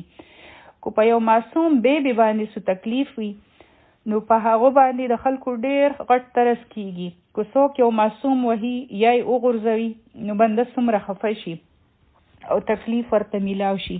او چېرته د یو ماشوم ذبح کول او یو نه، په بعضې روایتونو کې راځي چې 12,000 بچي هغو قتل کړي وو، او په بعضې ځایونو کې راځي چې 10,000 کم ګني 100,000 ماشومان هغو قتل کړي وو. نو تقریبا 100,000 واړو، نو داسې وړوکې خبره نه ده. د دې نه تاسو د بني اسرائیلو د بېوسۍ او د لاچارۍ پته لګولی شئ چې د هغوی د بېوسۍ به څه عالم و، چې د هغوی سره دا هر څه کېږي، لیکن هغوی مجبوره دي او هیڅ هم نشي کولی. د هغه ورځو چې کوم پولیس وو، نو هغوی به راتلل او په زبردستۍ باندې به دوی بوتلل، او مجال دی چې چا څه ویلی وي. لکه د نن زمانې مسلمانان دومره بېوسه دي چې که د هغوی سره خلک هر څه هم کوي، نو څوک هېڅ هم نشي کولی. تماشه خلک ګوري، د هغوی خبره څوک نه مني، نه د هغوی څوک خبر اخیستو واله شته، نه څوک لیدو واله شته. همدغه شان بېوسي د اسرائیل وه. ټیک شوه.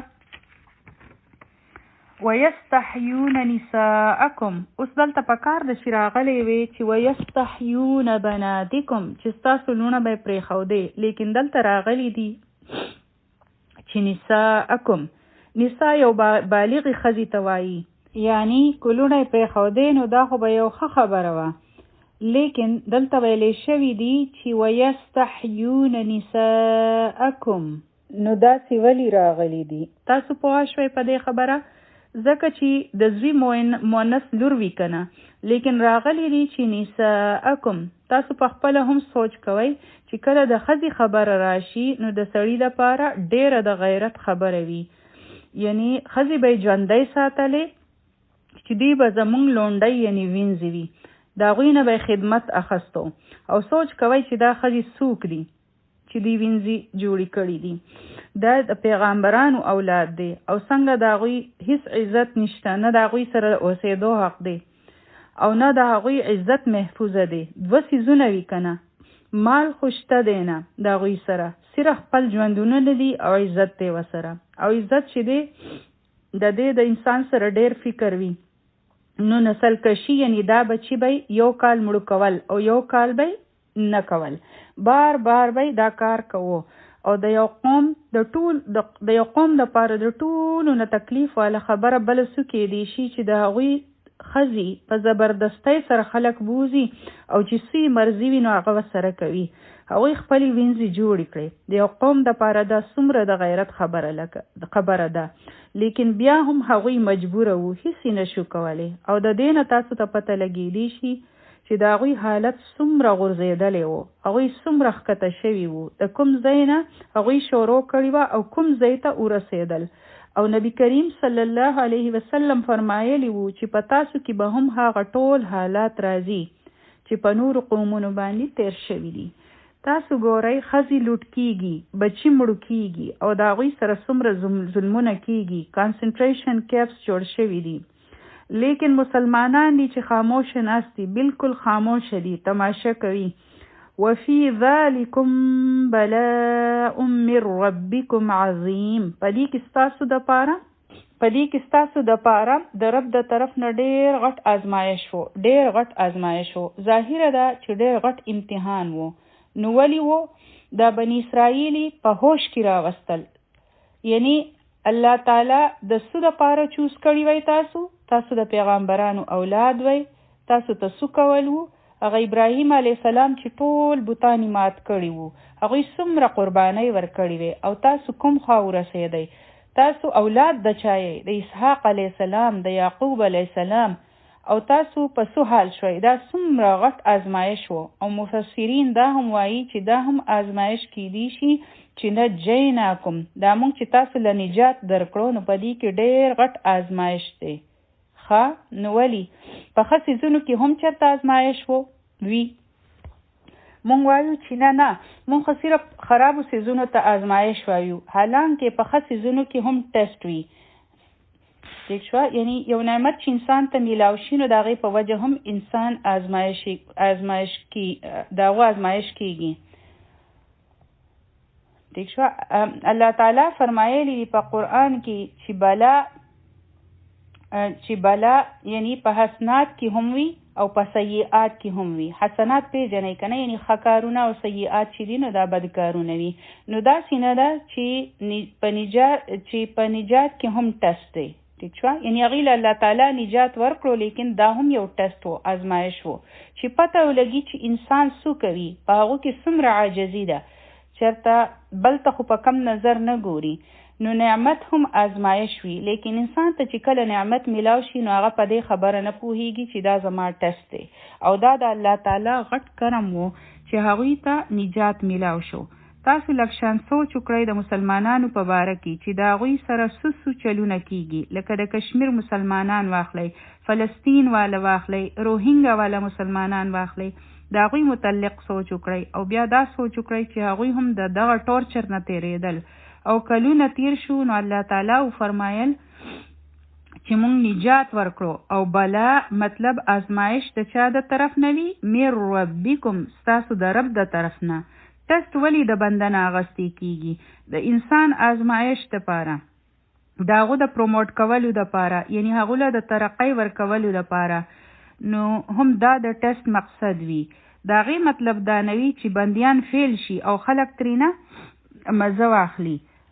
خلکو ته د پوهه کولو دپاره یا د څه ښیلو دپاره هم ټیسټ راځي.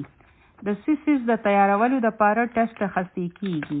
په میډیکل کې د یو بچي ټیسټ واخیستی شي چې هغه ډاکټر جوړ شي، او په قومونو کې به دا نمونه ټیسټ راځي، خو خبره دا ده چې هغوی د دې ټیسټ نه څه زده کوي. وَإِذْ فَرَقْنَا بِكُمُ الْبَحْرَ، او چې کله مونږ وشلوو سمندر ستاسو دپاره، فَأَنْجَيْنَاكُمْ، او نجات درکړو مونږ تاسو له، وَأَغْرَقْنَا، او غرق کړو مونږ آل فرعون وَأَنْتُمْ تَنْظُرُونَ، او تاسو ورته په خپلو سترګو باندې کتل. اوس څه شو؟ لکه ما چې درته ووایي چې د هغوی سره ظلم او زیاتې کېدو. دا قصه ډېره په تفصیل سره راغلې ده په قرآن کې، چې بیا الله تعالی موسی علیه السلام را ولیږو او په فرعون پسې ولیږو، او هغه فرعون ته څه ووایي؟ دلته کې دوه خبرې هغو ته کولو. اولی ورله د توحید پیغام ورکړو، او بیا یې ورته وی چې بني اسرائیل زما سره ولیږه، او دا حکم موسی علیه السلام له الله تعالی ورکړی و چې هغه لاړ شي او د فرعون سره خبره وکړي، او خپل قوم به اوس هغه کم خوا بوځي، هغه ملک ته د کوم نه چې هغوی راغلي وو، بیت المقدس ته، یروشلم ته. نن هم یهودیان هغه ځای خپل ګڼي چې موږ د دې ځای نه یو. ټیک شو؟ فلسطین چې ورته وایو. او چې فرعون خبره ونه منله او ډېر کلونه تیر شو، نو الله تعالی په موسی علیه السلام باندې وحی راولېږله چې تو په شپه کې بنو اسرائیل له دې ملک نه بهر وباسه. او هغوی څه لږ خو نه وو، هغه وخت د هغوی تعداد 6 لکه و. د دومره ډېرو خلکو وباسل څه آسان کار نه و. که یو څو کسه هم په یړ روان وي، 2-3 ګاډي وي، نو هغه وخت څوک نه څوک ورک شي، څوک څه شي او څوک څو. دا دومره آسان کار نه و، خو موسی علیه السلام خپل قوم د ځان سره روان کړو. اوس چې هغوی ووتل، نو ولې هغوی ته پته نه وه لګېدلې چې دومره خلک روان دي او ځي؟ نو ولې هغوی به نه وي پوهه شوي؟ نو هغوی پوهه شو، لیکن الله تعالی داسې وکړل چې په هغه کور کې کوم مشر زوی و د هر تن، یعنی نو هغه یې مړ کړو د قبطیانو. نو هغوی په غم شو، او په دې دوران کې دوی ووتل، او چونکې خلک ډېر زیات وو نو قافله روش وه. او چې څنګه فرعون ته پته ولګېده، نو هغه حکم ورکړو چې دوی ونیسئ او یو کس مړ کړئ، ختم یې کړئ. او هغه په خپله هم روان شو، خپل ملګري او فوج یې د ځان سره کړو. ټول قوم روان شو، دوی پاسونه سوارو او ښه ټرینډ وو. او په بني اسرائیلو کې ماشومان هم وو، بوډاګان هم وو، ځوانان هم وو. نو دوی ډېر په آرام روان وو. نو هغوی څومره لرې تلی شو. ګورئ الله تعالی څه وکړل، دا څومره معجزات چې الله تعالی په دنیا کې خلکو تخیلی دي نو دا هم د انسان د سترګو کلا وهلو دپاره دي. نو دا خبره ټول مني، یهودیان، عیسایان او په دې باندې ټول چې دي نو هغوی متفق دي. ټیک شوه. دوی په هغې کې ښایي په دې باندې بلکې مووي هم جوړه شوې ده او په هغه مووی کې دوی ښایي په هغه فلم کې دوی ښایي چې څنګه موسی علیه السلام د خپل قوم سره اوزي چې هغوی څومره په مشکله سره روان دي. فرعون او د هغو ټول فوج وروسته ورپسې دي او هغوی فالو کوي، په اسونو باندې سوارو دي. بني اسرائیل روان وو نو څو ګوري چې مخکې یو سمندر دی او وروسته ورپسې د فرعون قوم دی. نو اوس هغوی مخکې تلی شي او نه وروسته دوی ونښتل. اوس به څه کېږي؟ او د چا نه چې دوی تښتېدل نو هغوی خو اوس ډېر نږدې وو او په غوسه کې د دوی پسې شاته را روان دي چې ستاسو څه مجال دی چې تاسو وتښتېدئ. نو موسی علیه السلام حیران ولاړ دی. خلکو ورته وی انا لمدرکون، په قرآن کې دی چې مونږ خو ونیوی شو. هغوی وی چې ای موسی دا دې مونږ کوم خوا راوستو، تا خو مونږ مرګ له راوستو. موسی علیه السلام ولاړ دی او هغو فرمایل کلا ان معی ربی سیهدینی، هیڅ کله نه، زما سره زما رب دی، هغه به ضرور مونږ له ډېر زر لاره وښیي، هغه به ضرور ډېر زر مونږ ته لاره وښیي. سیهدینی، هغه به ډېر زر ما ته لاره وښیي. زما رب زما سره دی. او تاسو ګورئ چې د یو مؤمن ایمان څنګه وي چې ازمایش څومره لوی وي، مصیبت څومره غټ وي، که مشکلات ډېر هم وي، نو د هغو په الله تعالی باندې یقین هغه سیوا شي. او زمونږ اکثر الټه معامله وي چې څومره امتحان ګران شي نو زمونږ ایمان په کمیدو شي، بلکې ډېر خلک خو مایوسه شي چې څومره د هغوی مشکلات سیوا کېږي. لکه اکثر خلک وایي چې دا مسله خو اوس هېڅ کله د ختمېدو نه ده، اوس خو زمونږ حالت شرط هم ښه کېدو واله نه دي، بس اوس خو هر څه ختم دي، بس اوس خو زمونږ دعاګانې هم کار نه کوي، که ډېرې هم دعاګانې غواړو نو هغه نه قبلیږي. په کار خو ده چې د بنده ایمان سیوا شي چې ضرور به الله تعالی زما سره صحیح معامله کوي. الټه بیا هغوی الله تعالی پرېږدي. اوس راځئ چې فلاني بابا له لاړ شو، بیا هغوی په چا بل چا پسې ګرځي چې هغه به بیا هغوی په چا عامل پسې لاړ شي، یا چا جادوګر له لاړ شي، یا نورې ټوټکې شروع کړي او بیا پیر له لاړ شي او هغه ورته وایي چې داسې به وشي هغه به وشي، دروغ رښتیا ورته وایي. نو خلک دا نمونه کارونه شروع کړي. نو دا خبره څومره زبردسته ده، دا تو چې څو وینې نو بلکل داسې نه ده، یعنی بلکل داسې نه ده. او که تاسو په مشکله کې نو دا الفاظ یاد کړئ. ټیک شوه؟ دا الفاظ چې یعنی ټول فل ټرست چې دی نو په الله تعالی باندې ساتئ، او د هغوی چې په الله کوم توکل دی هغه پکې ښکاري، د هغوی سره فکر نشته، هغوی داسې نه ګبراویږي لکه څنګه چې خلک یریږي او ګبرایږي چې اوس به څه کېږي. نو الله تعالی چېرته لاړو؟ هغه درنه هیر شو چې د الله یو ذات چې دی نه، اوس خو به مونږ اوس ونیوي شو، اوس به هیڅ هم ونه شي. چې کله انسان الله تعالی مشکل کشا او حاجت روا هغه ته نه ښکاري چې هغه زما هر مشکل اسانولی شي، یعنی چې کله انسان ته الله تعالی مشکل کشا او حاجت روا ښکاري چې هغه زما هر مشکل اسانولی شي، نو بیا د هغو دغه شان سوچ او خبرې وي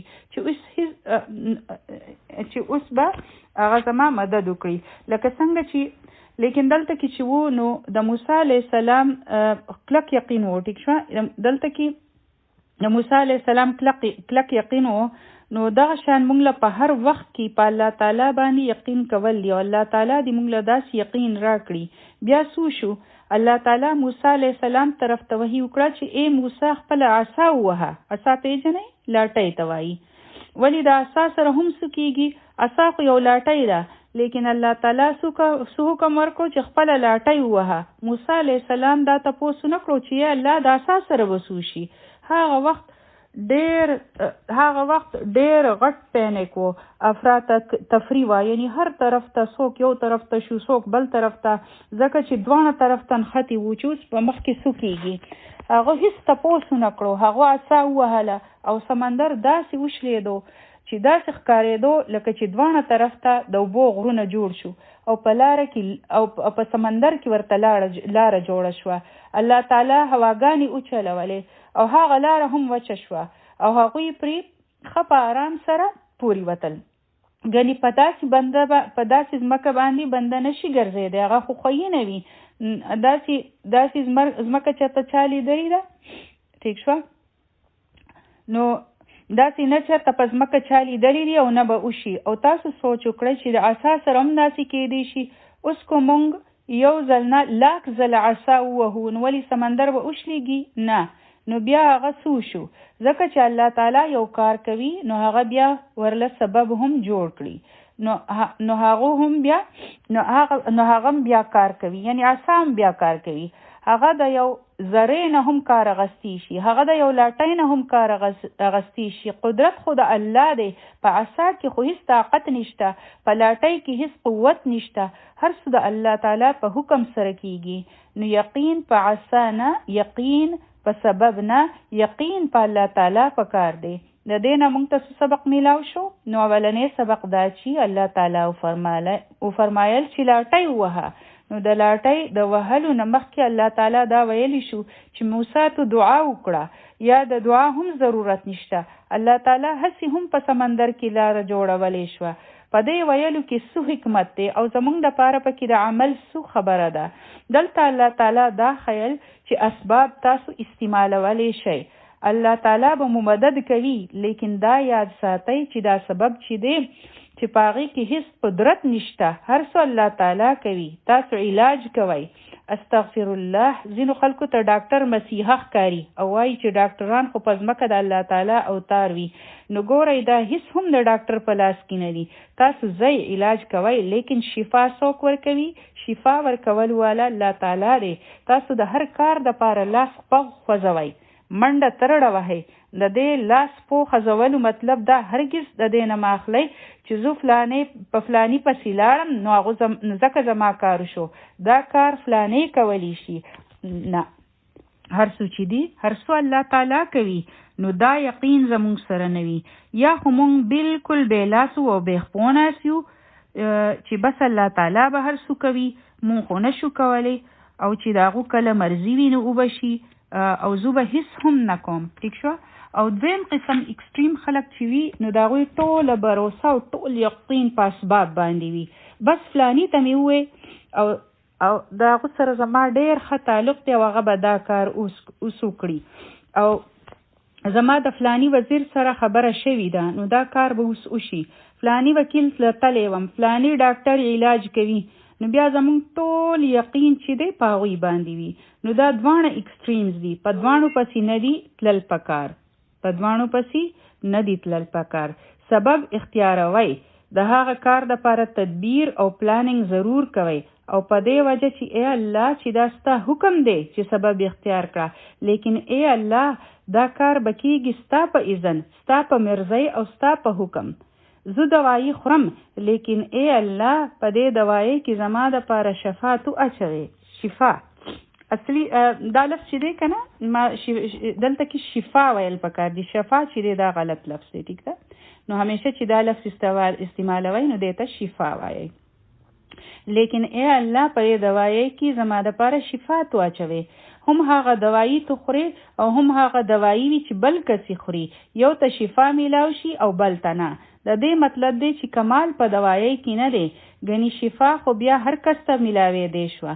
نو اصل خبره ده د شفا اچولو چې هغه وغواړئ. نو د یوې وړې ګولۍ په ذریعه بنده ته شفا ورکړي. دا ګولۍ داسې فرض کړئ لکه دا چې عصا ده، لاټۍ ده، نو مرضي د الله تعالی ده چې هغه وغواړي نو په ګولۍ کې شفا اچولی شي. د موسی علیه السلام د عصا سره سمندر وشلېدو او زمونږ په لکونو لاټۍ دي او د هغې سره هیڅ نه کېږي، ځکه چې دا قدرت صرف او صرف د الله تعالی سره دی. بی بی مریم په بیبي مریم باندې چې کله دردونه شروع شو د بچی د پیدایش په وخت کې، نو هغې ته څه فرمایلی شو؟ دا ونه وړقه وه د کجوري. نو تاسو سوچ کوئ چې په درد کې به هغې څومره ړقولي هغه ونه. هغه وخت هغه ځوانه جینۍ وه او هغه هم د درد په حالت کې وه، نو په هغې کې به څومره زور و. نو هغې ته وویلی شو چې ته وړقوه او کجوري رارتاوي شوې. نو هغې ته داسې ولې ووې چې تا ته پته ولګي چې سبب اختیار کړه، اوښ وتړه او بیا په الله تعالی باندې یقین وکړه. پوه شوئ په دې خبره؟ اوس دا څومره غټ د یو بل نعمت رایاد شو تاسو ته. ګورئ ټول نعمتونه رایاد شو. ګورئ په تاسو باندې الله تعالی څومره احسانات کړي دي. تاسو یې د آل فرعون نه د هغو نه یې درله نجات درکړو، ټیک شه، د هغو نه یې آزاد کړئ. هغه به ستاسو سره څومره ظلمونه کول، ستاسو د پاره په سمندر کې لاره پیدا کړه او تاسو له نجات درکړو.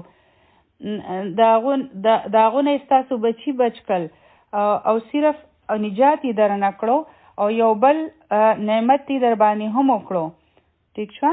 او هغه څه و چې واغرقنا آل فرعون، چې آل فرعون یې غرق کړو او تاسو ورته کتل. او د دې وجه څه وه؟ اولنۍ وجه د دا وه چې تاسو په خپل سترګو ولیدل چې هغوی الله تعالی غرق کړل. نو اوس تاسو هیڅ یره او ترهه پاتې نه شوه په زړونو کې. کو بل چا درله خبر درکړی وي نو بیا به ستاسو هم په زړو کې شک و او شوبه وه چې ګورئ چې فرعون مړ هم دی او که نه. ګورئ که نه چې کله د چا نه یره وي د بنده په زړو کې، نو د هغوی زړه ډېر پریشانه وي او بېچینه وي. ځکه چې ظاهره دا د فرعون ډېر غټ روب و، ډېره دبدبه وه د دوی په زړونو کې. هغوی ته پته وه چې دا څومره ظالم بادشاه دی. او دویمه خبره پکې دا وه چې الله تعالی د دې زړه یخ کړو. هغه فرعون چې ستاسو زامن به یې ذبح کول، الله تعالی د هغو سره څنګه معامله وکړه؟ د بني اسرائیلو خپل هیڅ طاقت نه و د دوی سره د جګړې کولو او نه یې د هغوی مقابله کولی شوه، لیکن الله تعالی هغه څنګه غرق کړو؟ نو نه جګړه وکړه دوی او نه مقابله، او دوی په خپلو سترګو د هغو ډوبېدل ولیدل. د دې نه بله کومه د سبق خبره زمونږ دپاره کیدی شي چې کله هم مونږ په څه مشکل کې اونخلو، بعضې وخت په ژوند کې داسې حالات راشي او بنده اونخلي لکه څنګه چې بني اسرائیل نښتي وو، مخکې سمندر وو او شاته تېنه فرعون وو، او بنده وایي چې یا الله زه اوس څه وکړم؟ بنده نا امیده شي، تیارې وي هر طرف ته چې زما سره خو هیڅ لاره نشته وتلو. نو هغه وخت سوچ کوئ چې الله تعالی شته او هغه به ما له لار راکوي او واقعي هغه لاره رایستی شي. ځکه چې د بني اسرائیلو ته کومه لاره په نظر راتله هغه وخت هیڅ لاره نه وه، سوزی نه و او څومره غټ لښکر ورپسې و. او سوچ کوئ چې د هغوی د یرې به په دغه وخت کې څه حال و. هغه وخت الله تعالی څنګه لاره وویسته د هغوی دپاره. دغه شان په ژوندونونو کې مصیبتونه راځي، طوفانونه راځي، داسې مسئلې او مصیبتونو غرونه ودرېږي د بنده په مخ کې او الله تعالی لارې هموارې کړي، لیکن شرط دا دی چې بنده په الله تعالی باندې یقین وي، ټیک شوه. نو یقین چې دی دا ډېر زیات ضروري دی. او هغه دا وایي چې انما ربي سيهدي، زما رب زما سره دی او هغه به ما له ضرور لاره راکوي. په دې باندې لږ یقین وکړئ او وګورئ. مونږ خو 4 ورځې دعا وکړو او په 5مه ورځ وایو چې زما دعا نه قبلیږي، پته نشته چې کله به قبلیږي. هی الله، مونږ خو دومره ستړي شو په دعاګانو باندې او زمونږ کار خو کېږي نه. نو دا آیاتونه په خپل ذهن کې داسې سوچ وکړئ لکه چې دا یو مووي د بني اسرائیلو چې پوره قوم و. تاسو داسې سوچ وکړئ چې زه هم ورپکې یم او په ما باندې څنګه دا هر څه تېرېږي. او نن هم که څوک د داسې تنظیمونو په باره کې سوچ وکړي چې هغوی ډېر ظلمونه کوي، چې هغوی خلک نیسي او د هغوی سره ظلمونه او زیاتي کوي، نو د هغوی په ځای تاسو آل فرعون کېږدئ. نو د هغوی دپاره به څومره د سکون یو منظر و چې کله دوی دا هر څه په خپلو سترګو ولیدل. بیا دوی واپس راغلو میداني تی ته، ټیک شوه، میداني تی ورته وایي.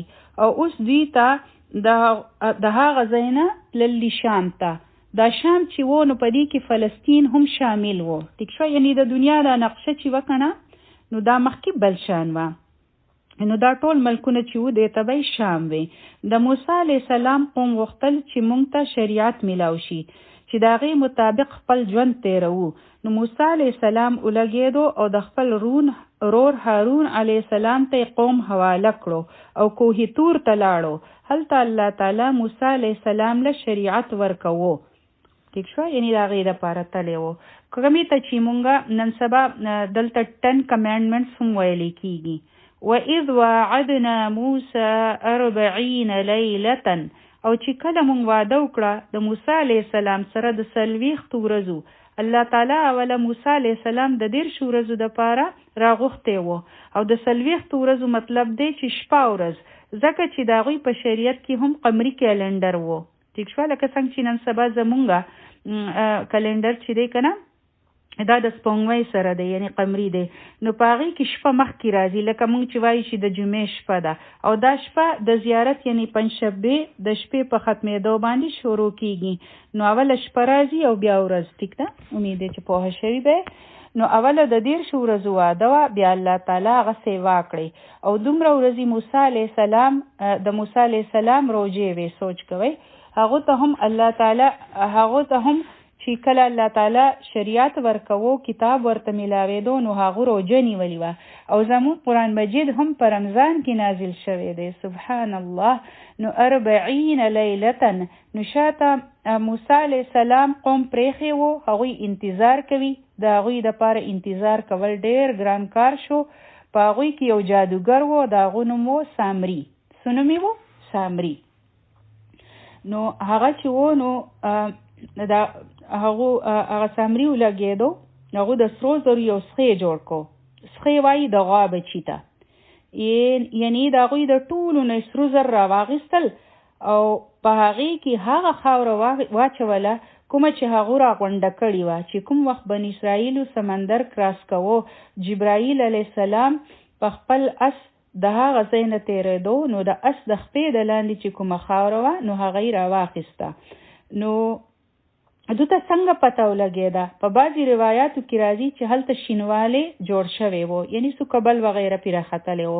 هغه ټول ځایونه چې کوم ځای اس قدمونه ایښي وو، او دا اسرائیلي روایت دی.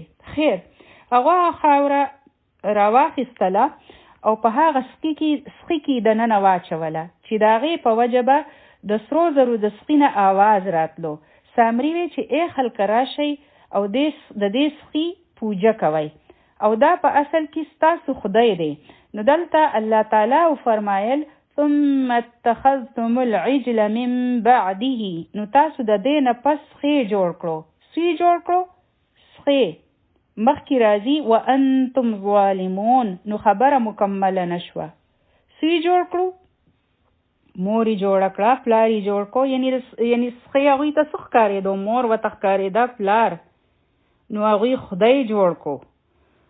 او دا د یو ایمان والا دپاره د غیرت خبره وي چې هغه دی الله هیر کړي او یو داسې شی دی معبود جوړ کړي چې هغه د سرو زرو نه جوړ دی، او هغه ځناور دی، او د هغه سرو زرو څخه خپل معبود خپل الہ جوړ کړو. نو دلته راغلی دی چې د هغې نه پس تاسو ثم اتخذتم العجل من بعده، نو مخکې دا خبره کمپلیټ نشوه چې د هغې نه پس تاسو سخی جوړ کړو. نو دلته د الہ خبره را نغله، د معبود لفظ نه دی راغلی، ځکه چې هغه د دې قابل نه دی د دې خبرې چې د هغو د عبادت وشي.